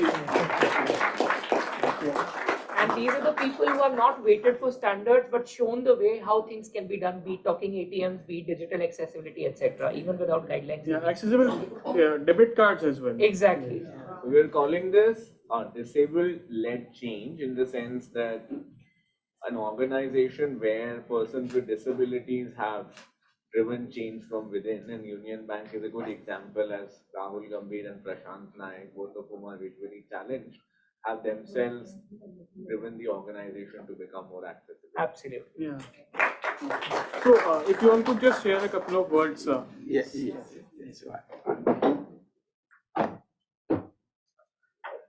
Rahul, stand. Yes. Good afternoon, respected dignitaries on the dais, of the dais. I and Rahul Gambhir stand before you today with immense gratitude and pride as we accept this prestigious award. This recognition reaffirms our unwavering commitment to creating an inclusive and accessible banking experience for all, particularly for our senior citizen customers and individuals with special needs. At our bank, we are steadfast in our dedication to ease 6.0 agenda. All of you are aware what is enhanced access and service excellence as per the directions of the Government of India, which revolves around the pursuit of excellence in customer service through digital enablement. We are currently in the process of enhancing our digital channels, ensuring they are not just reliable but also accessible and intuitive, thus ensuring that our services are easily available to everyone regardless of their abilities. I want to emphasize the remarkable strides we have made in our journey towards promoting digital inclusivity. Together, we have achieved tangible results, making a positive impact on the lives of individuals with disabilities. Our collective efforts have empowered these individuals, enabling them to access our services and participate fully in the digital age. To further strengthen our commitment to inclusivity, we have implemented several initiatives: the Union Access Project at the Department of Information and Technology, the Inclusion Cell within our Human Resource Department, and Accessibility Enhancement Committee, which comprises representatives from key verticals such as DIT, Digitization, Support Services Department, and Operations. All these exemplify our dedication to inclusive and accessible banking. Moreover, we have a comprehensive equal opportunity policy in place for all employees with disabilities. This policy not only safeguards their rights but also ensures that they receive the reasonable accommodations they need to thrive in our organization. We have worked diligently to break down the barriers that once hindered equal access to information and services. Our websites, applications, and digital contents have undergone significant enhancements to become more user-friendly. These improvements include features such as screen reader compatibility, keyboard navigation, capture, and alternative text for images. We have made it our mission to cater to a diverse range of abilities and needs. In our pursuit of a more inclusive society, we have partnered with National Association for the Blind in Delhi to reach out to unbanked and underbanked disabled communities, ensuring that they too can access financial services. In conclusion, we firmly believe that disability is not a weakness, but it is a strength and an integral part of the human experience. So in today's progressive era where integration and inclusion are emphasized as the gateway towards sustainable development, we are honored to play our part in this noble mission. Once again, I and Rahul would like to express our gratitude to this prestigious award, which recognizes the strides we have made towards more inclusive and accessible future. We pledge to continue our journey, ensuring that everyone, regardless of their abilities, can bank with ease and dignity. Thank you, and all. Thank you, sir.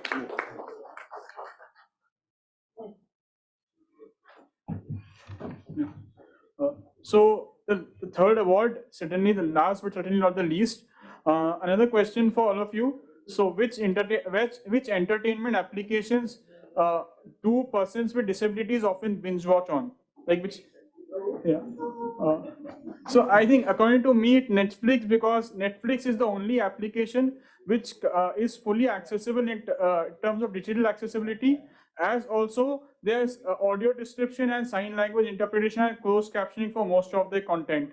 So we would like to give Netflix the award for trailblazers in accessibility private sector. Ashwini here from Netflix. Yeah. Ashwini, please. And also, if you could give a 2-minute acceptance speech as well. Nice. You have 2 minutes, but yes, I will say something. Hi, Rahul.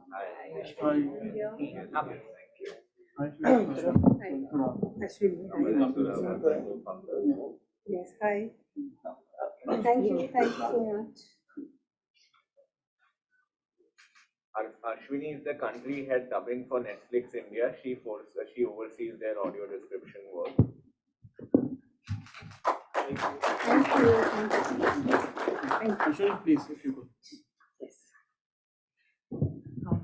Thank you so much, Rahul, Amar, and everyone here. I know it's a Sunday afternoon, and this cause truly means a lot to everyone in the room, I'm sure, which is why we're here.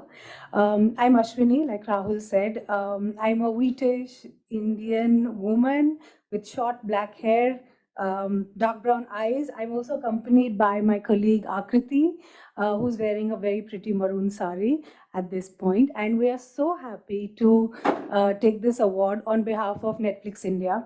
Like Rahul said, as part of the dubbing team, we sit in our offices and we create content. And at Netflix, the one thing that we believe is that a great story can come from anywhere in the world and should be enjoyed everywhere in the world by everyone, irrespective of location, language, device, and ability. And I think the one thing that both of us, and I can speak for us right now, are proud of is the fact that we have the opportunity to produce audio descriptions on the platform. We also have subtitles for the hard of hearing in multiple languages, and this is a cause we are committed to. We will ensure that we only increase the coverage over a period of time. And I think events like these, just spaces like these, make us very happy, make us feel heard, validated. And also I want to say thank you very, very much for enjoying the platform. Please continue to watch Netflix, read, hear, and enjoy Netflix in whatever form. And we hope to serve you, keep serving you. Thank you so much. Thank you very much, Rahul, for this. But please don't watch while you're here. Thank you very much. Thank you, Ashwini. Now we move towards the panel discussion. I would request Justice Shukdar to kindly moderate the But discussion. before that, we'll just briefly introduce the strategic plan. Yes, I know. The strategic plan. Just a second, if I may. So we do have a 5-year strategic plan which we would like to unveil today, and I know we are running 40 minutes behind schedule, so I'll just take 2 very quick minutes to tell you what its salient features are, and then if you have any inputs, do email or WhatsApp us. So we're going to be pursuing 4 main goals during this period. Number 1 is proactive legal intervention. So we would like to work towards achieving at least 10 major court victories in different areas of disability rights, akin to what we've done with Practo for digital accessibility and Pathan for media accessibility. Take up one inaccessible offering or practice in a given area and try to obtain redressal, which can then serve as a precedent for the rest of the industry. Second is reactive legal intervention. So we have a lot of cases that come to us on an ex post basis where someone has faced some kind of discrimination. Those cases we take up either on a pro bono basis or based on our schedule of fees, which is quite competitive and reasonably priced, because a lot of times, because of the linkage between disability and poverty, people are unable to afford services at the market rates. So that we will continue to do and sort of make sure that we pursue collaborative solutions where we can, but make it adversarial where there is no option left. Third is building clientele in our capacity building work. So to be able to support and fund our advocacy work, we need 2 things. One is philanthropic donations, which are honestly very hard to get in the disability rights sector. Even if many people align with the cause, actually getting financial support, without which it's very difficult for an organization to sustain, is extremely hard. And the second is service provisioning. So we conduct audits, etc., for service providers, and we get paid for that. And some of that funding we can repurpose towards supporting our advocacy work in terms of paying legal fees and compensating for our own time and energy, which we would not otherwise get compensated for. And so we want to build 10 new clientele in India and abroad for our accessibility services in the next 5 years. And fourth is networks and outreach. So like I said in the morning, we run 3 networks. We want to get to a point where we have 1,000 persons in each of the 3 networks, and also have key performance indicators to monitor how successful those groups are. There's a lot more in the plan, no time to go into that, but do go through it. If you would like a copy, we have a hard copy, as well as we'll mail it to you for those for whom soft copy access is needed. With that, I'll hand it over to Justice Shakdar to moderate the panel discussion on the topic disability rights advocacy in the next decade, challenges and solutions. Just one point, Justice Shakdar, Nidhi Goyal has to leave by 1:30, so if you could just accommodate her first, that would be good. Thank you. Yeah, okay. Yes, Can we go? all the panelists to the dais, if all of them can come. Amar and Rahul, you can also sit here. Turab, you can sit here since they are. Okay. Yeah. Do we have enough chairs though? Yeah. We have more than enough. Can we please have our panelists on this, please? Yeah. Rahul, there are 2 chairs on this side only that you are standing, so one of you has to. Okay. So Be careful. There are only 2 chairs here. I'll Rahul, you yeah, can come yeah. on the next side, towards my side. yes, sir. The other side. Yeah. And that's Luke. And anyone is Yeah, joining you can be here. on the panel? No. Hi. Lou M is here. Has she joined? And Vidisha? Yeah, yes, I'm here. Okay. And Nidhi Goyal is joining online. Well, then we have to process one chair. Then we are sure. I'm here, Rahul, already. Hi.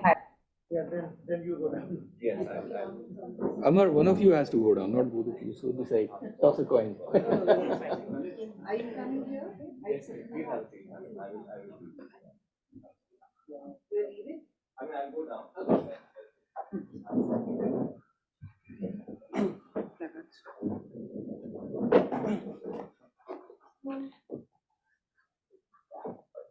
Yeah. Hi.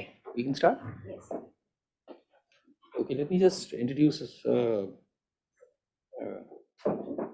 powerful panel with loads and loads of experience in every field. We have Mr. Rajesh Agarwal, who's Secretary, Department PWD.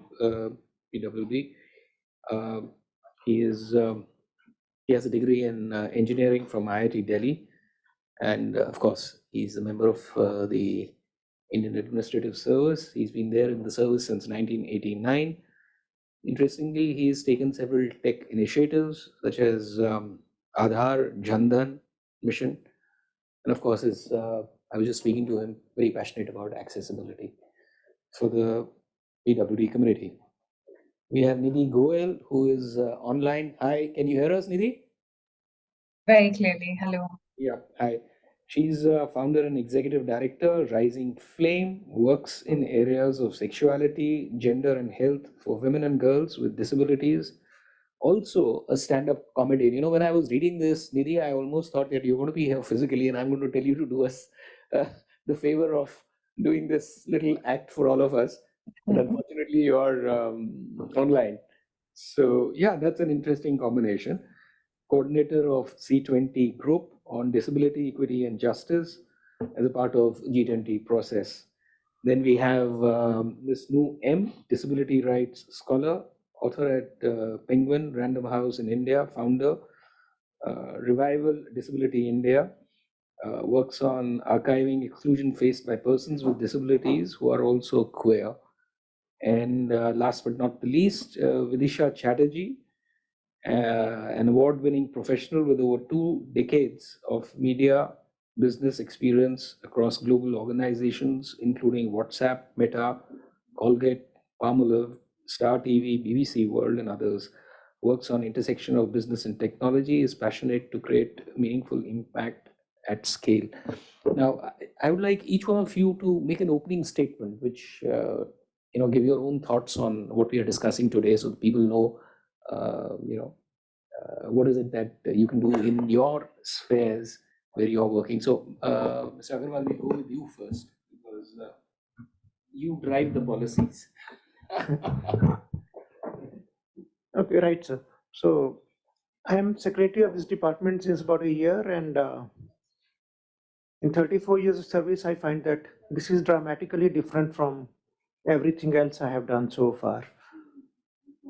And broadly, when we talk of accessibility, usually people think about physical infrastructure accessibility, which is like ramps and maybe those tactile tiles on the floor. And then recently people have started talking about digital accessibility, about mobile apps or websites not being fully accessible. But actually accessibility is really much, much more. First, we have to think about all kind of disabilities. For example, coming to this building, I could see the ramp, but I had to go to the washroom, so I had to go down a few stairs. So that means a person with wheelchair can come inside but can't really use the bathroom. And I actually asked many people who are on wheelchairs, कि आप कैसे manage करते हो? And they tell me कि sir adult diapers है ना.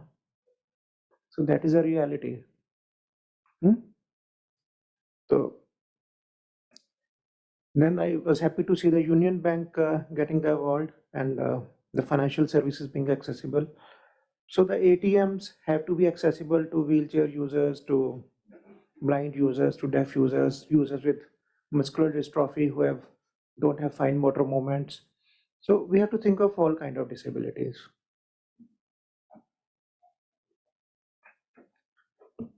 Same thing happened to digital. So I've been experimenting with now the head mouses for a lot of people, talking to companies who produce cheaper head mouses. Many people who can't use the mouse with their hands or they have jerky movements.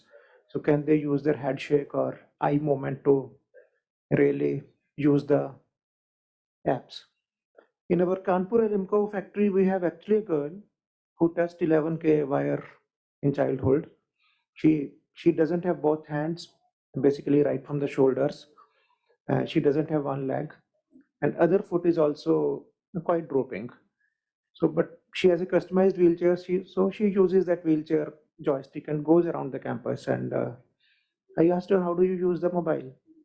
I thought that she'll be using the mobile through sound, just like we tell Alexa. So she moved a lever on through a joystick, a mobile popped in front of her, and then she started using the mobile with her tongue. And I said, "Okay, here, send me a WhatsApp message." So she typed much faster than I could type with my hands.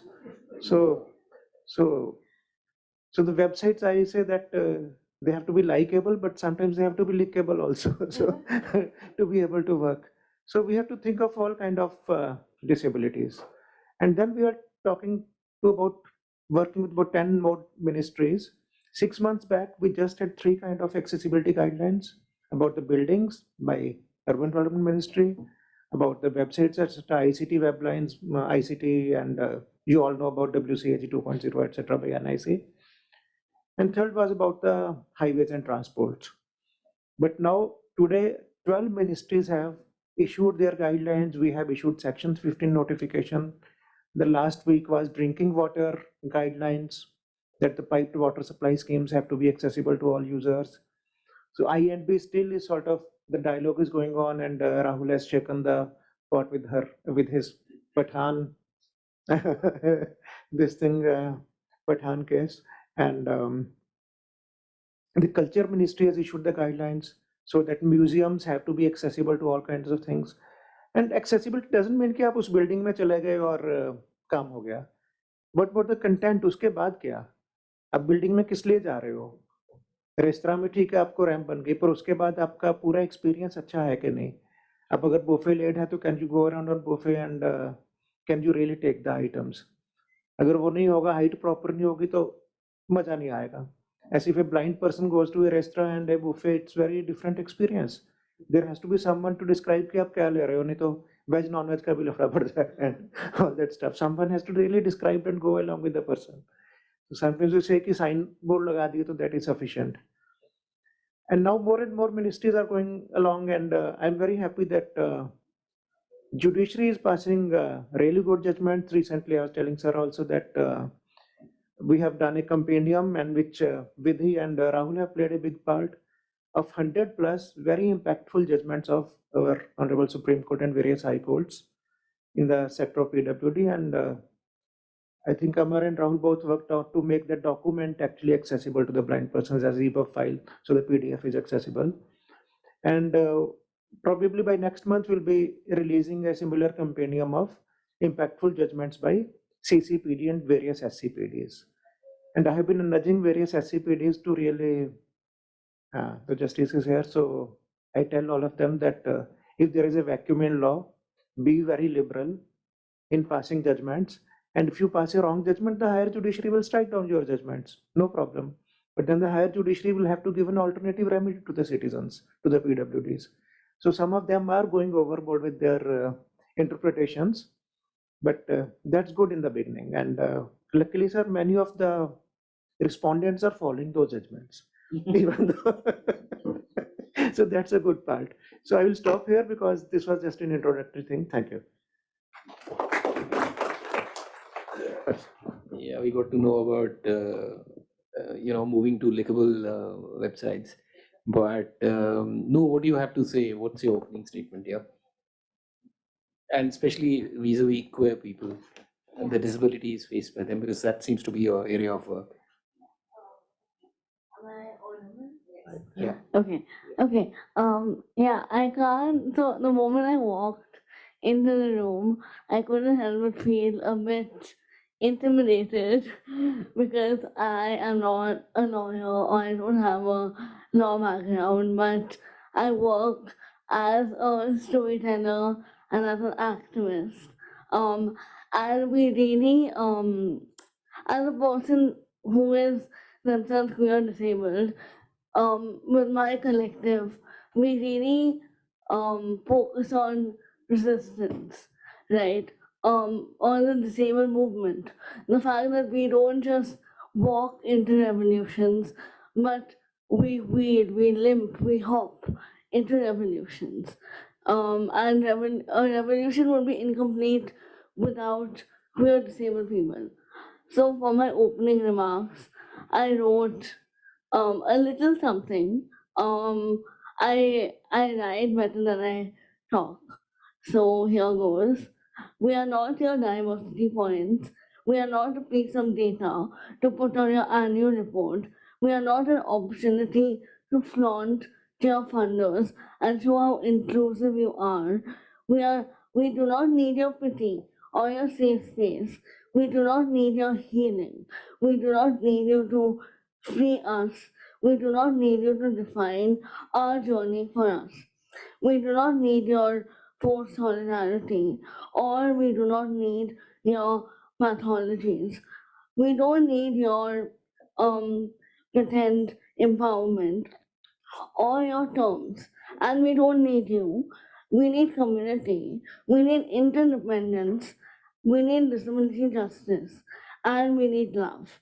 We need unconditional, non transactional, reckless love, and it's full of agency. We need people who don't walk around eggshells, but take us as we are for whoever we are. So many of the stories that we tell or write as disabled folks from different locations are being told for the first time. Here, today I'm talking in this room not only as a disabled person, but as a disabled queer non-binary person who is also upper caste. So I don't walk into a room leaving my identity or location behind. So storytelling is essential to the queer and disabled movements because as Mia Minger says, we are leaving behind evidence. Evidence that we've loved, lived, and grieved.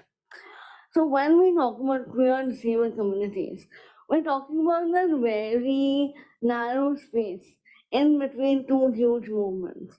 Queer and disabled folks, in particular, have no reference point of how to exist and survive in the world. In my childhood, I was always told, how will you survive? You can't walk from here to here. I have a physical disability and I walk with a crutch. So fear was always instilled in me, and I won't be able to survive as a physically disabled woman, born a woman in this world. I grew up being ashamed of my body movements, the way my left fingers curled, or the fact that when I walked, my knees were bent and I had to go through corrective surgery, or that my voice is disabled. I have a speech disability. So my relatives would tell me, "Achhe se bolo, speak clearly, speak loudly." I was always told to achieve able-bodiedness, to fix who I was. So to live a disabled life is to live a life of reclamation, disappointment, rage, interdependence, survival, and those tiny moments of joy when you walk into a room and no longer care if anyone looks at your limp. All disabled people want is to exist without being stared down at or asked to get on stage and shout inspirational speeches when all we want to do is go home and sleep. Disability is political. Occupying and taking up space is political. All of us here, especially as disabled folks, being here and talking among the four walls of this room, getting our disabled voices out there, this very act is political. My limp is political. My scars are political. My disabled voice is political. Um, uh, so, disabled queer existence, in particular, disrupts and resists able-bodied codes of living, doing, and thinking. As we know, there have been many movements within the disability movement where politics is now spoken about. Disabled resistance doesn't lie in loud voices of physical protest. I always used to think, so we live in a world of hypervisibility where you have to show the world that you're proud of your identity. in Pride Month, for instance, or Disability Pride Month, we have to be visible on Instagram. We have to write about our identity. We have to show the world that we are proud of our identity. And I always used to think that you have to be loud, use the auditory function, and be loud about your identity. But then I realized about disabled resistance, and it doesn't lie in loud voices or physical protest. You don't have to march in a pride march to show how proud you are or how queer you are. It starts with small baby steps. It lies in self-realization and affirmation. In conversations with other disabled queer people, disabled queer elders and siblings, in our crippled bones, in our movement or our non-movement. In an able-bodied world, movement is the norm. But within our disability affirming utopias, we can resist from anywhere, from our wheelchairs, from our hospital beds, and from our chairs. Yeah, thank you. Thank you. Thank you very much, Nick. That was a very powerful statement, and I think at the end of the day, the point that you made is that these seminars, everything is all right, but what they want is unconditional and non-transactional love. So all of us, when we walk out of this, it should remain with us and try and make that little change in your attitude. That's all that they want. So Vidisha, coming to you. So for just one thing, if I may say, Nidhi needs to leave. So if we could just. Oh, sorry. Yeah, you're right. Yes. Would you like to make some opening comments and then Yes. we move forward? Yeah. Thank you so much. Really delighted to be here. Thank you, Rahul, Amar, the entire Mission Accessibility team, and many congratulations on the work that you've done this far, the amazing work and the vision that you presented today, and the way you're taking work forward. Really happy and honored to be on this esteemed panel, and was such a delight to hear Justice Sikri, Shri Rajesh Agrawalji here, who's been really working and dedicatedly towards uplifting or betterment or realization of rights, rather, of persons with disabilities. Just wanted to come in from a space of a few things that were said but not said either. I think what Justice Sikri said around feminist principles, bringing those into our accessibility and disability work, extremely, extremely important. I might take 30 seconds to elaborate on that. But really coming from a space of the intersection of disability rights and gender justice, the work that I've done in the past 12 years, but also having worked at these multiple levels, both nationally and globally. So Rahul mentioned philanthropy.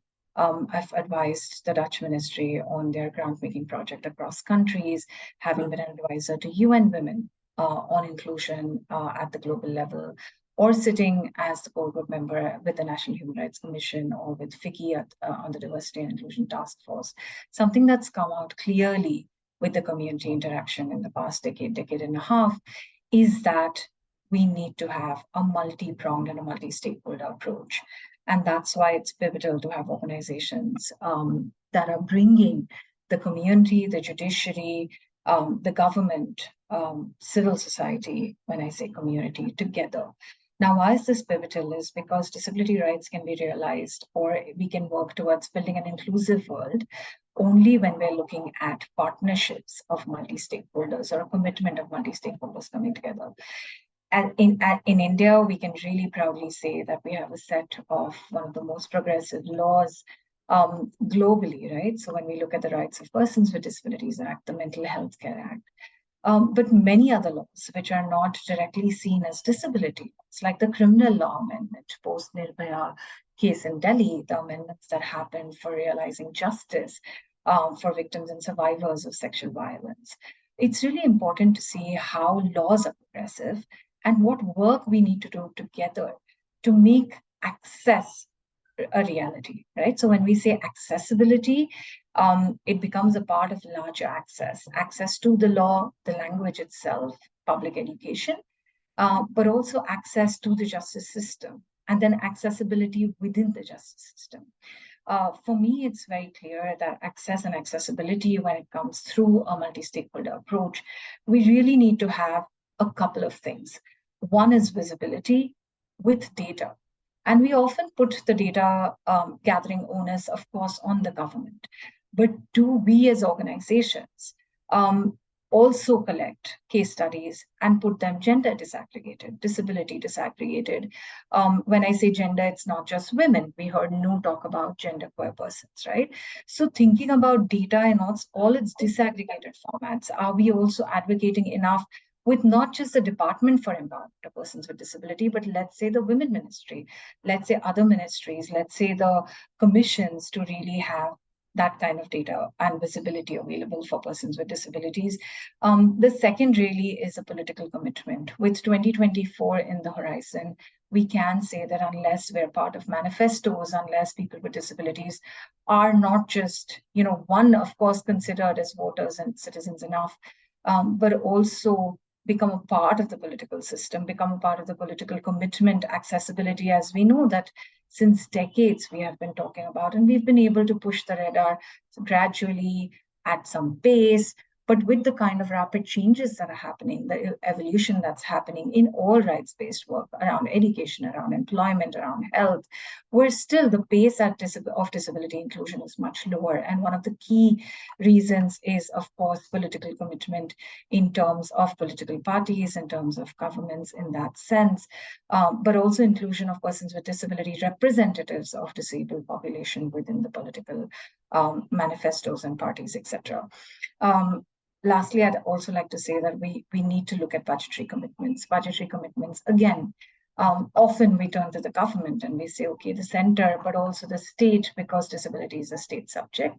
But very importantly, are we looking at policies and budgetary commitments within corporates, within companies, within each of our even philanthropic gestures that we make, right? So I think we need to broaden our understanding to make accessibility and access a reality, to think about budgetary commitments in that ways. We're of course looking at sensitization and awareness, so not just public education, but again, just as Sikri mentioned this around education and sensitization of judiciary, and that's something that we definitely, and Mission Accessibility has been doing a wonderful job in that area along with many members of the community, but also interfacing more around very urgent matters, right? So when we're looking at disability advocacy and inclusion, we also need to plan maybe 10 years ahead, 20 years ahead, because the pace of evolution has been tremendously fast. We have been talking about education, employment, accessibility, and health for many decades. But what will happen when we're talking about climate change interventions and we fall behind, or persons with disabilities are not included at the table, when we're probably talking about electric vehicles and policies around that, digital usage and climate change? When inclusion will not happen at that stage, we will again look at a system where access for persons with disabilities will be left out. EVs, because of the batteries, will not have the way of being adapted for persons with locomotor disabilities. It already has an issue of being extremely silent in order to reduce the access for blind and low vision persons. So we need to look back, look at what's happening, but also look towards the future to bring holistic interventions with a multi-stakeholder commitment towards access and accessibility, because without that, none of the areas of work, none of the areas of commitment, be it some of us working with women and youth, people working in leadership and public interventions, or working within WASH, climate change, and other responses, none of that will come true without a commitment and a vision towards accessibility. Thank you very much. Yeah, thank you, Nidhi. Since you have to go away, I'll ask Vidisha to make an opening statement and come back to you in a short while. So stay with us. Yeah, Vidisha. I'm audible, right? Yeah. Should I just pull this closer? Thank you. Thank you, Justice Shekhar. Mr. Agarwal, I'm very honored and privileged to be part of this panel. Nidhi as well. I think, firstly, I'd like to begin with, a huge kudos to Durab Amar and Rahul and their entire team. And I've been here and listening to everything which has transpired this afternoon. And I think somewhere in my heart, I feel like this is, and don't judge me, please, but Buland Bharat ki Buland Tasveer. I think that is something which is emerging, really, with the kind of work and leadership, the courage that Mission Accessibility is showing. I think it's tremendous in terms of a lead. There are a couple of things that I just want to touch upon. One is that, I come from the media, as you would have heard in a profile introduction that you shared. My first interaction with Turab, the founding partner for Mission Accessibility, was last year, when WhatsApp was rated as one of the topmost apps across the 10 most popular apps in the country in terms of promoting accessibility. The important thing that I want to talk about is that assistive technology that we all hear about, driverless cars. Nidhi just spoke about, EVs, and are we really thinking futuristically? Really? Are we thinking, climate change, which is right here? Are we really thinking about creating technology, AI, the generative power of AI, foundation models, all of that? Are we really designing, when we are designing new technology, are we really thinking about having accessibility embedded in it? Or rather, are we really, creating the concepts of getting into those new technologies with, disability people, for persons with disabilities, really thinking about that? So I think that is an area which is really something which has to be brought more into public consciousness. The second thing that I'd like to touch upon is that, like I said, since I come from the media, popular culture has a huge role to play in making it a lot more visible. And I think everybody spoke about visibility of, persons with disabilities being an inclusive part of our society. And yet today we are all here and speaking about, how we can make them a much more inclusive part of our society. And I think, Justice Shikdar, it comes from what you said in the beginning, that, we are so-called able-bodied, perhaps limited by our own biases. And I also feel somewhere that there is a fear because we do not know, they are unknown to us. How do we make popular culture really integrate them into storytelling, into the movies that we make? What I can remember is that we had a Koshish, we had a Black, we had, a Sparsh, and we had some stray Barfi maybe, some stray sundry movies here and there. But really it is so much an integral part of our society and we are not acknowledging it. We are not really including it in our popular culture.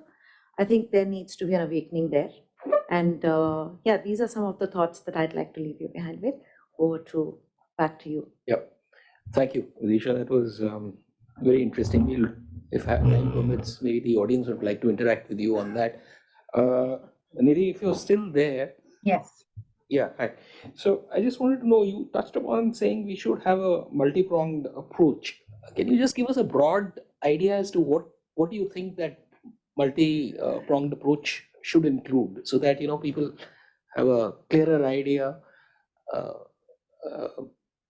Can you elaborate on that? Sure. So one of the things that I was mentioning was a multi-stakeholder approach, right? And when I say multi-stakeholder commitment or a multi-pronged approach, both, when you're combining that, you're taking certain cases which Mission Accessibility is doing to the judiciary. But what we also need to do, if you take a law, we need to do public education, because very often persons with disabilities are denied information. There is a lack of access to information, right? And because of that, we're not looking at people knowing their rights, and we're not talking about privileged disabled persons like some of us who are sitting here, right? We're talking about disabled persons across the country. And so while we're fighting at the higher levels and getting laws in place, are we even ensuring that those laws are reaching to the grassroots. Are they trickling down? So when we're trickling up and down, and then looking at budgetary allocations to realize something. So we're looking at state responsibility, but also budgetary allocations from private and civil society spaces, efforts and allocations. So this is what I meant when we looked at, when we talk about multi-stakeholder or a multi-pronged approach. One of the classic examples is, again, going back to the criminal law amendments that I was mentioning, we saw that first time in a criminal law, women with disabilities found their space, right? There were provisions that spoke about, and we had a very progressive judgment on that as well. But women with disabilities basically found their space, provisions that could aid and assist in them testifying within courts and accessing justice, etc. Now, a civil society movement led to that legal change, but then the legal change had to be implemented within multiple states. And we saw that states had to put budgetary allocations within that. And then we further had civil society going and saying, these are the accessibility gaps. We need the judiciary systems to be this. We need police trainings here, etc., etc. So this is a classic example that I can give of how an entire system can shift. But also, I think what's extremely important around this multi layers or multi-stakeholder commitment, and particularly to give a more recent example around the G20, right? So I live with a disability, and I was spearheading the disability work within Civil 20. That was a G20's engagement group, and a lot of progressive points came up through Civil 20. But we saw in the G20 declaration that disability was mentioned as a part of something once. Which also meant, but there was a lot of emphasis on women-led development. So unless we bring that commitment, so when we're talking about women-led development, when we're talking about women at the forefront of power, if we can bring that change, I'm sure we can, through commitment and visibility, bring the change of disability inclusion, because it's a social issue, it's a political issue, and it's an economic issue. We keep saying that we're losing 7% of the GDP if we are not including persons with disabilities. And that's a number that is averaged out, but it would even be higher. Before I end my comment, I do want to apologize and say, Turab, sorry for missing out on your name before when I said thanks to Rahul Amar, also to Turab for bringing mission accessibility forward. That's all right, really. I'm Rajiv, but that's all right. It doesn't matter. Okay, thanks. Thank you, everyone. Well, one of the things that, if you do a little bit of reading in this area, what scholars actually say is that although we've moved from a welfare based act to a new act, that's 2016 act, which really deals on duties and responsibilities, you think there are not enough provisions in the 2016 act which are catered to enforcement.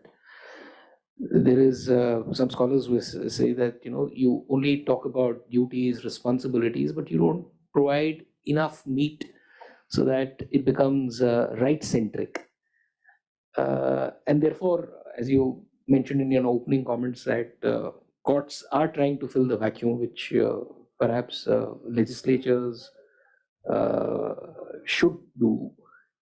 And sometimes, as you commented, we go overboard. Although you complimented the courts by, you were a little generous when you said that that's all right. But is there a need to have an impact assessment of the legislation from time to time, because people come up with suggestions and inputs, and especially a group like this? So would you like to say something on that, please? Yeah, okay. Yeah, it's actually quite interesting to see how the act implementation has played out. And the initial act of 95 also was not that bad, but the 2016 act and the rules of 2017, when we compare it to other countries, in intent and in words, actually they are quite powerful. The only point missing is basically heavy monetary penalty. Sometimes in our country, we have felt that, and that applies to other laws also, not only to this law, that a judgment coupled with a nudging kind of thing that does the trick. But in the disability sector, especially in the US, if you see, and why is frankly not to really disparage Netflix, but why do we see really all the multinational, especially the US companies, being very, very compliant on the accessibility part? Because the fines are very, very tough. Website accessible नहीं होगी, आपको $20,000 का fine लगेगा, 5 fine लग गए तो you will go bankrupt. Same thing happens to a restaurant. Restaurant gets screwed for not having the accessibility, and so there basically money makes the mayor go. In India, we have been focusing on good intentions, good words, nudging, and that has yielded results to some extent. But if Justice is asking for lacuna in the legislative part, I would say at some point in future, we need to look at these monetary fines also. So that's why even our SCPDs, state commissioners, and some high courts, they have imposed fines which have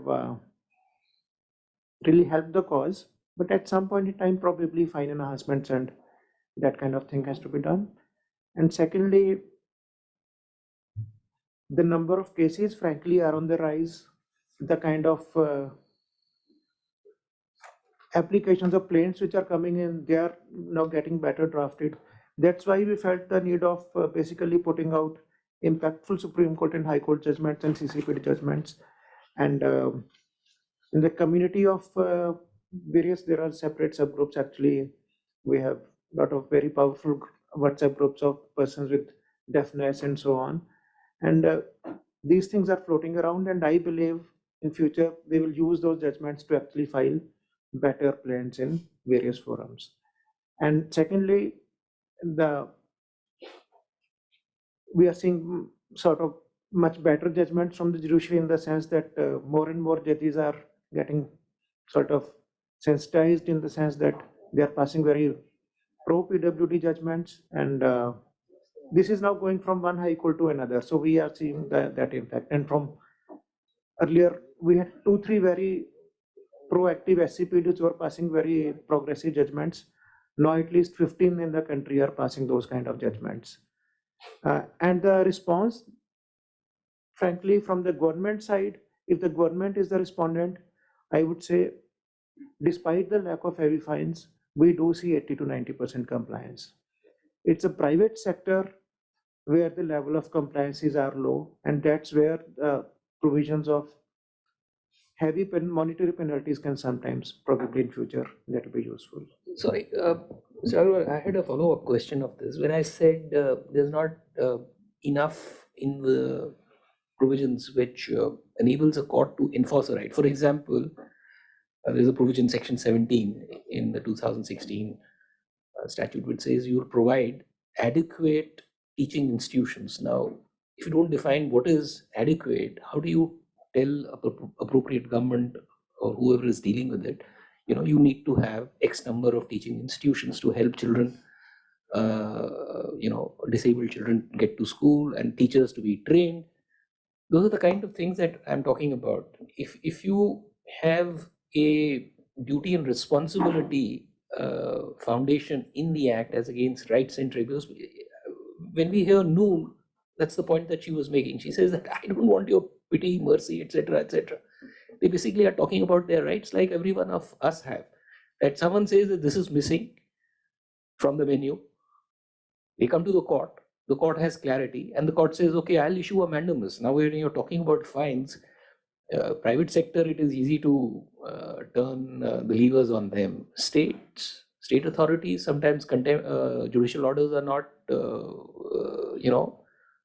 complied with. You have to take recourse to contempt, which is not a good situation. So that's what I was talking about, Mr. Rakesh. I think there needs an assessment of every statute, however good it may be, after every 3 or 4 or 5 years, and have these kind of caucuses. Is that? I do agree with you to some extent on this, sir. And but the verbosity or detailing of law sometimes how much detail is that needed. For example, a very important clause is reasonable accommodations that applies in schools, colleges, companies, that a person with disabilities, they will be given reasonable accommodations. Now, how that plays out, that has to be seen scenario by scenario. For example, the Hemophilia Society of India, these guys came to me and they said that many companies, many state governments are also passing progressive orders that women during the periods, they can take extra leave. They say we also have bleeding episodes. So what about us? So for us, the reasonable accommodation should mean that up to 3 episodes in a year, the company or the college, or if in an exam it happens, allow us to have a re-exam. So these scenarios will play out very differently for very different groups within the PWD community, and that's where it stands now. Okay. No, you have any comment on this? Can you just all keep it a little short, because I think we're running out of time and people are losing patience. Yeah, no, at this point, I also want to talk about disability-based violence and how that plays out in the courtroom, right? For example, when you're a disabled woman who is in a violent, abusive situation, does your story have any place within the GPV discourse in India?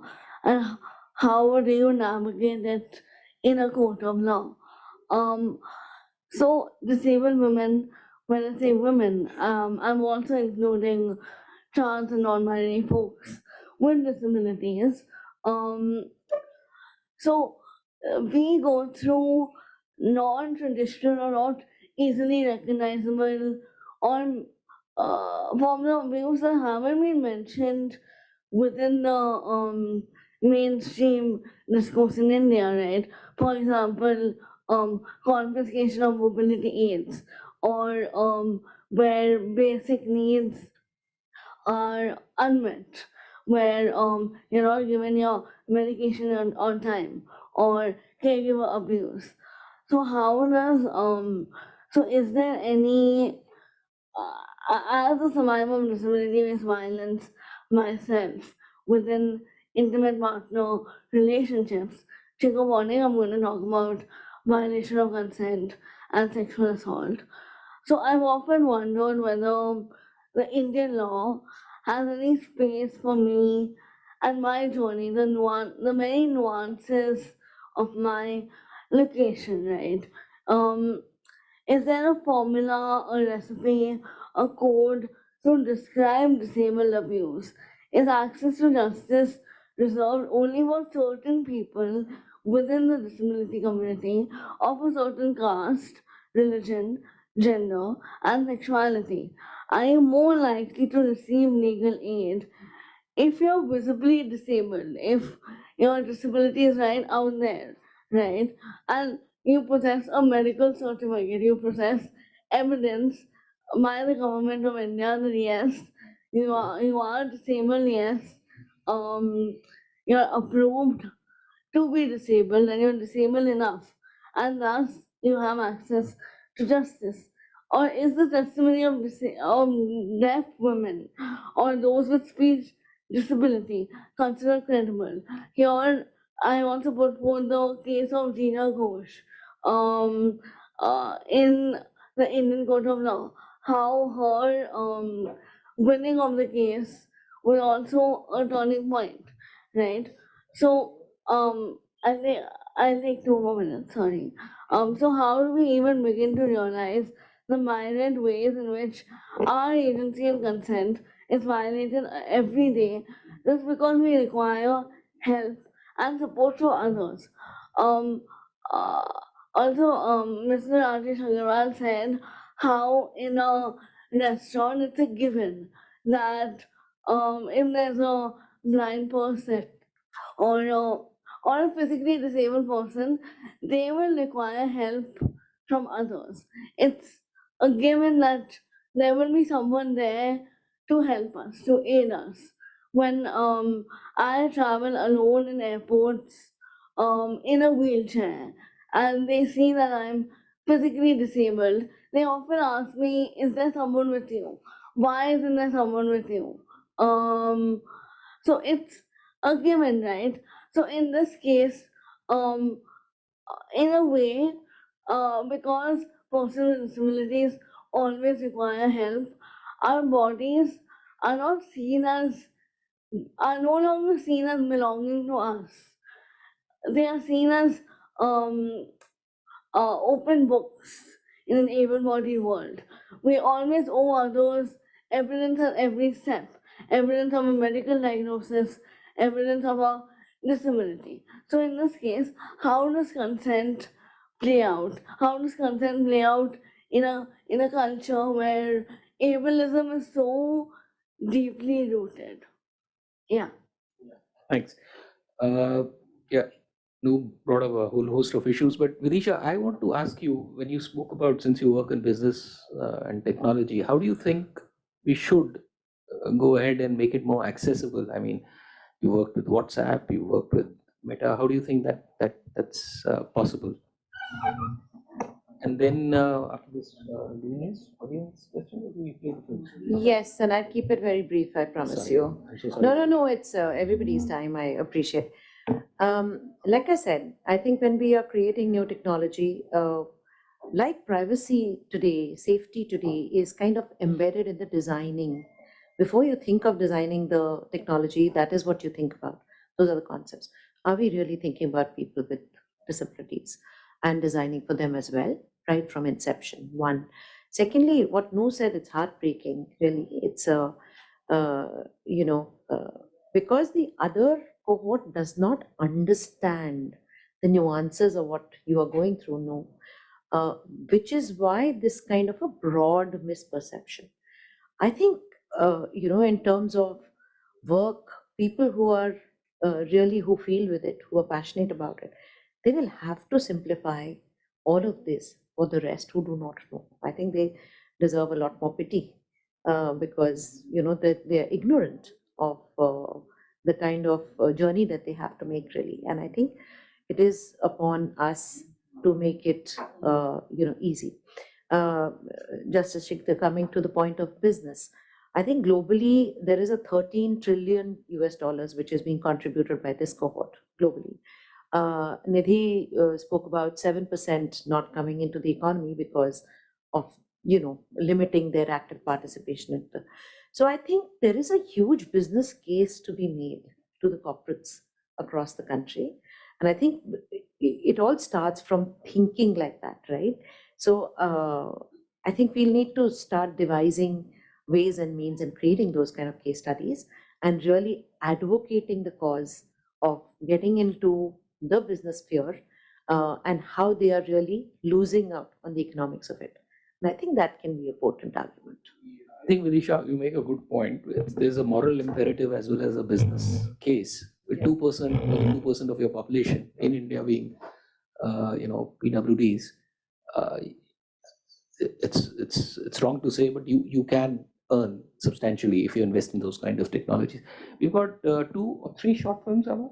Yes, 3 short films. Yeah, they want to show that, and I think Dr. Tharoor. Any questions? Quick questions, please. You want to do that now? Or? We have time for 2 questions. Okay, Maybe 2 just questions. 2 quick questions. And those who have not asked, sir, we can. Yeah, exactly. Hello, congratulations Rahul, Turav and Amar for the fantastic event, and thank you Justice and Rajesh sir. Sir, I'll be brief. As someone who is working on the political participation, Nidhi mentioned a multi-stakeholder, consultation. I'll tell you the problem that I am facing in this space, because the major consultation, the stakeholders would be the Election Commission of India, political parties, and the legislatures. Now, Election Commission is restricted to the ambit when the election is happening. Political parties often fall through the cracks of making a claim that they would fall into the RPWD Act because they are not a technical establishment. And obviously, the legislature doesn't have a data, because obviously when the nomination form is filed, there is no column on disability. So we never know, we still don't know how many legislatures at state level we from 1950 onwards or 52 onwards we had in our Indian history. And we saw the repercussions being implicated in forms of different barriers because these people are invisible. So the barriers that they or the accommodation that they require is also not visible, even at the parliament level. Somewhere we saw Dr. Manmohan Singh, former prime minister, who is wheelchair bound, or had to be picked up for it during the president election to just put his paper in the ballot box. So it's a request through Rajesh sir, and rather not a question, through a form of intervention wherein the department can take a lead on the subject in terms of collaborative approach, especially through the means of the policy, the national policy that is about to come, where also the political aspect was missing. So I'll just wanted your views if that's possible under the umbrella of the department and the different interventions that can be taken on this front. Very quickly on the election part, definitely because the gender and age of all the candidates is very well publicized. So there is focus of the media and citizens on which party is giving how many tickets to women, to young people, to first timers. You're right that a column on the disability part could be useful, because seriously we have no data on in all the state legislatures amongst our MLAs, MPs. Do we have blind people? Do we have people with visual impairment or HI or anything like that? So yeah, that could bring a focus on this, that which party is really giving at least one ticket out of 50 tickets to a person with some disability. Yeah. So there's a little nugget from history. Your first parliamentarian was a gentleman called Sadhan Gupta, 1953. And he went on to become the Advocate General for West Bengal. So for lawyers, that's the glass ceiling. In a sense, not a glass ceiling, a bar to meet. So there's a lot of hope. But yeah, that column should be there. Anyone else? Another one quick question? Yeah. I have a question relating to the implementation of policy economy. So we do have Accessible India campaign and all for the building accessibility and the pavement, the bus stop accessibility. But what we've seen in the practical aspect is that it is not accessible to that extent for disabled people. So what would be the solution for this problem? Because even in Delhi, what we are seeing in the bus stand, they are not too much accessible for the disabled people. I can only do it when it comes to court. Coming to me. So again, as I said, one is we are expanding the ambit of these notifications. In last 6 months ago, we had just 3. Today we had 12. I'm very hopeful by January we will have about 20. So then the next step of judiciary and courts and quasi-judicial courts coming in, that people can start filing cases that this has not been done and notification has been issued, etc. And the third part is again how the society responds to it, how the CSR sector responds to it, how philanthropy responds to it. That's very important. So across the globe, a lot of such initiatives, accessibility initiatives, have come not from law, but from people who just kept on fighting. And we have living examples here on this stage who are, and amongst the audience also. But so this fight has to continue with both government entities as well as private entities. And I'm happy to see when today's activists are actually well read and full of energy. So that gives us good hope. Rajesh ji, one last question / point. I know we would agree to cap it at 2. To other panelists. Just one, Amar, come on. One last point. Rajesh ji, to add to your point on reasonable accommodation, you brought in the point of the hemophilic community. Just wanted to highlight one small aspect, that reasonable accommodation often has to be asked, right? And there are organizations which are asking for a disability certificate or a UDID to give that reasonable accommodation. While that is not wrong on their part, to quote the NSS data of 2018, there are only 27% of persons with disabilities in India with a certificate. So it is a humble request from a lot of people with a lot of invisible disabilities to do something in this aspect, and urge companies to also bring out equal opportunity policies, which is a part of the act, which is not happening. That's correct. The CCPD and SCPDs are nudging companies to bring out EOPs, and we keep on passing such orders. And we're also encouraging everyone, government, private entities, to, if UDID is not there, so just a quick enrollment, and enrollment process we have simplified. And I have opened the APIs of UDID database. Many companies, including, for example, Amazon, has started using it. So just like Reliance or Airtel, you give your Aadhaar number and OTP, and your SIM card immediately gets activated. So we are saying just do that. Just ask for the enrollment number or UDID number and the consent, and you'll get the entire data and very authentic data. But if there are any specific cases where people are being deprived, please let us know. We'll try to do something about it. We do see those complaints, and then we do intervene. Thank you. We have 2 or 3 short films. 3 short films. Just bear with us for a little while more. You've been such lovely audience. So So before we play the films, we'll just take 10-15 minutes maximum, including films. We'd like to appreciate very hot panel, highly intellectual and very patient and absolutely knowledgeable panelists. To please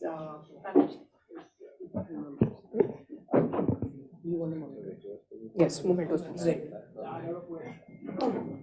We are absolutely sorry. We're running. There will be opportunities to engage afterwards, and yes, you can reach out to us. I'm sure Mr. Agarwal and others will be happy to answer even after this. So there will be yes, any opportunities. please. Yeah, and if we could have the mementos, please, for the panelists. Yeah, later on.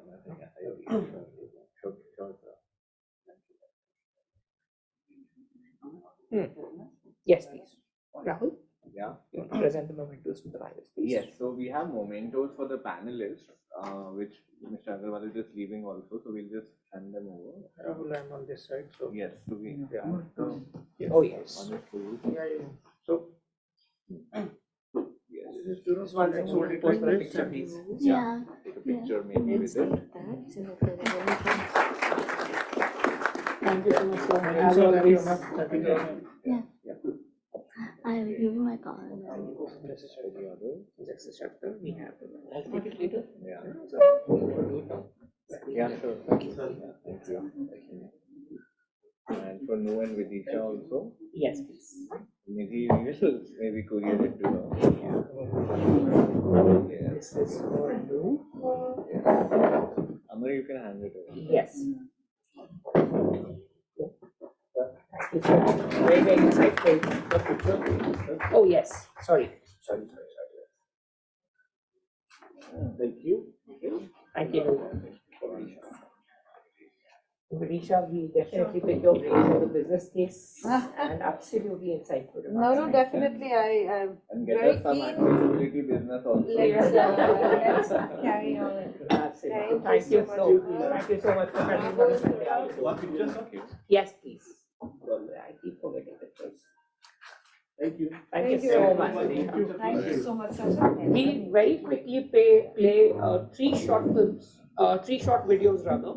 One is from Justice Cameron, South African Constitutional Court. He's retired now. The other one is from Shri Piyush Goyal, who's Minister for Commerce Industry. And the last one is from Dr. Shashi Tharoor, just to showcase the fact or demonstrate the fact that accessibility is a cross-cutting issue. It is not a party-specific or a political entity-specific issue, and they have something interesting to share with us. A very short 3 videos, please. We'll be done in 5 minutes, so then we can all head for lunch. Yes. So we're just getting off the panel and joining. Yes, of course. Yes. Yeah. Do we have the tech in place? Are we playing? Yes, we have the tech. Yeah, please. Could we start with Justice Cameron? Good day. My name is Edwin Cameron. I'm a former justice of the Constitutional Court, which is South Africa's highest court. And it's my great pleasure today to speak to you on behalf of Mission Accessibility, an NGO founded in India by my fellow Rhodes Scholar, Rahul Bajaj. I speak to you about a matter very close to my heart, because in South Africa we have much wondrous legislation which is not always properly or fully implemented. That, I understand, is the case with India's 2016 Rights of People with Disabilities statute. Project Accessibility and Mission Accessibility seeks to make that legislation real in the lives of the many tens of millions of Indians who are disabled. It has a three-pronged approach. The areas in which it seeks to make an impact are accessibility, discrimination, and strengthening institutional frameworks. It's already engaged in strategic litigation.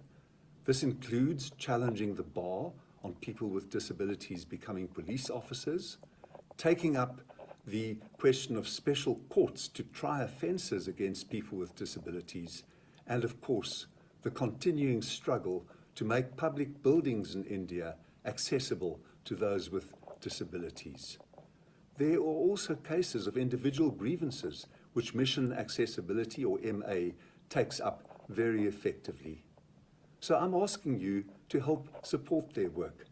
There's a close link between poverty and disability, which we in South Africa also experience. A strong public participation and strong philanthropic investment will help you partner with those who are seeking to remedy these injustices in India's life. We ask you to support Mission Accessibility, and I commend Rahul and his partners in the organization to you for your strong consideration and your contribution. Thank you.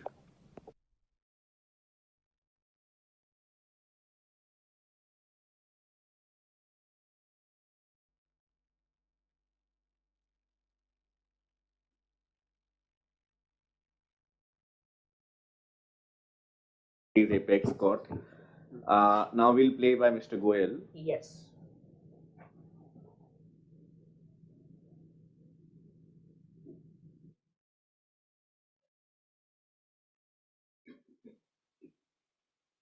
Namaskar. It is indeed a pleasure to address you all on this occasion of first anniversary of Mission Accessibility. My heartfelt congratulations to Rahul and Amar for their unwavering dedication and compassion to improve the lives of Divyangjans. I am a firm believer that our Divyangjan brothers and sisters possess talent, skills, and capabilities that can transform industries, create innovation, and contribute to the growth of our economy.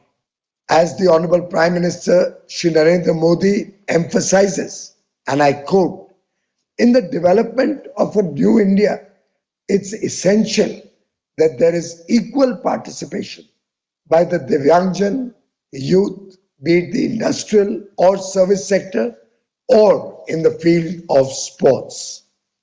Friends, under the visionary leadership of Prime Minister Modi, the Government of India is committed to enhance infrastructure to empower our Divyangjans with the mantra of ensuring equality, accessibility, and opportunities for all.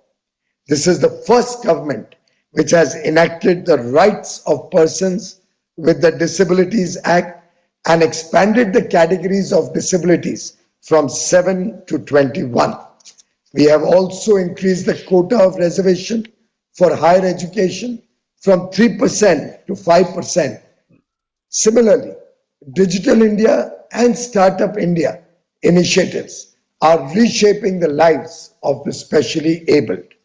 With the rugged electric wheelchairs, artificial intelligence apps for autism, digital braille, and voice devices for throat cancer patients, startups are fostering self-reliance and empowerment. Sugamya Bharat Abhiyan, that is the Accessible India campaign, is a remarkable initiative of the Modi government with an ultimate objective to make sure that every new offering, whether it's a physical or a digital device, is designed with inclusivity at its core. Their achievements not only inspire us, but also showcase their incredible determination and spirit. Be it Indian women's blind cricket team, who won gold at the IBSA World Games or the best ever performance at World Para Athletics Championship with 10 medals. Their triumphs on the field exemplify the power of resilience. It is the collective responsibility of all stakeholders to dismantle the barriers that hinder their participation. Let us ensure they are treated with respect and dignity, not as people with disabilities, but as individuals with unique abilities. I thank you, friends, for your efforts, and may we all continue to strive for a brighter and more inclusive future for all. Thank you. Now we'll have Dr. Tharoor.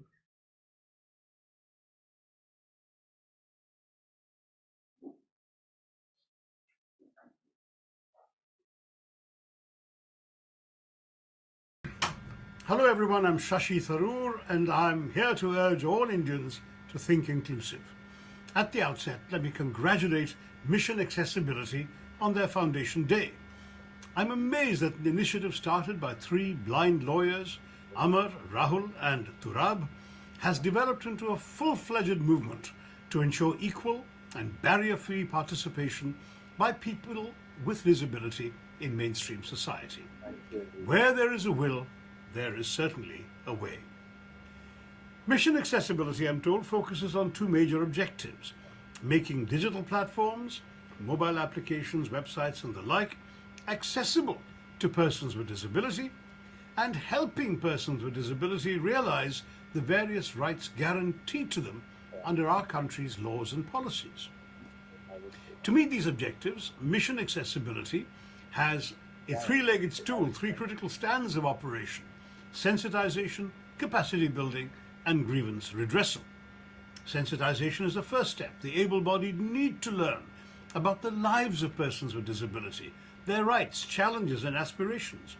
Only then can they become enlightened allies to combat what's called ableism. Capacity building imparts the requisite training to ensure accessibility and inclusion. For instance, training a software engineer to develop accessible mobile applications, or educating a policymaker on accessibility-friendly legislation. Grievance redressal facilitates a smooth movement of the other 2 legs of the stool, for the judiciary is the forum for the vindication of a citizen's rights in our democracy. Mission Accessibility has undertaken path-breaking initiatives in all these 3 areas. And I must say it's an issue that's really much needed. I myself had a very brief tryst with disability, in particular in accessibility, just a few months ago, when due to a foot injury I was compelled to take the assistance of a wheelchair to attend Parliament.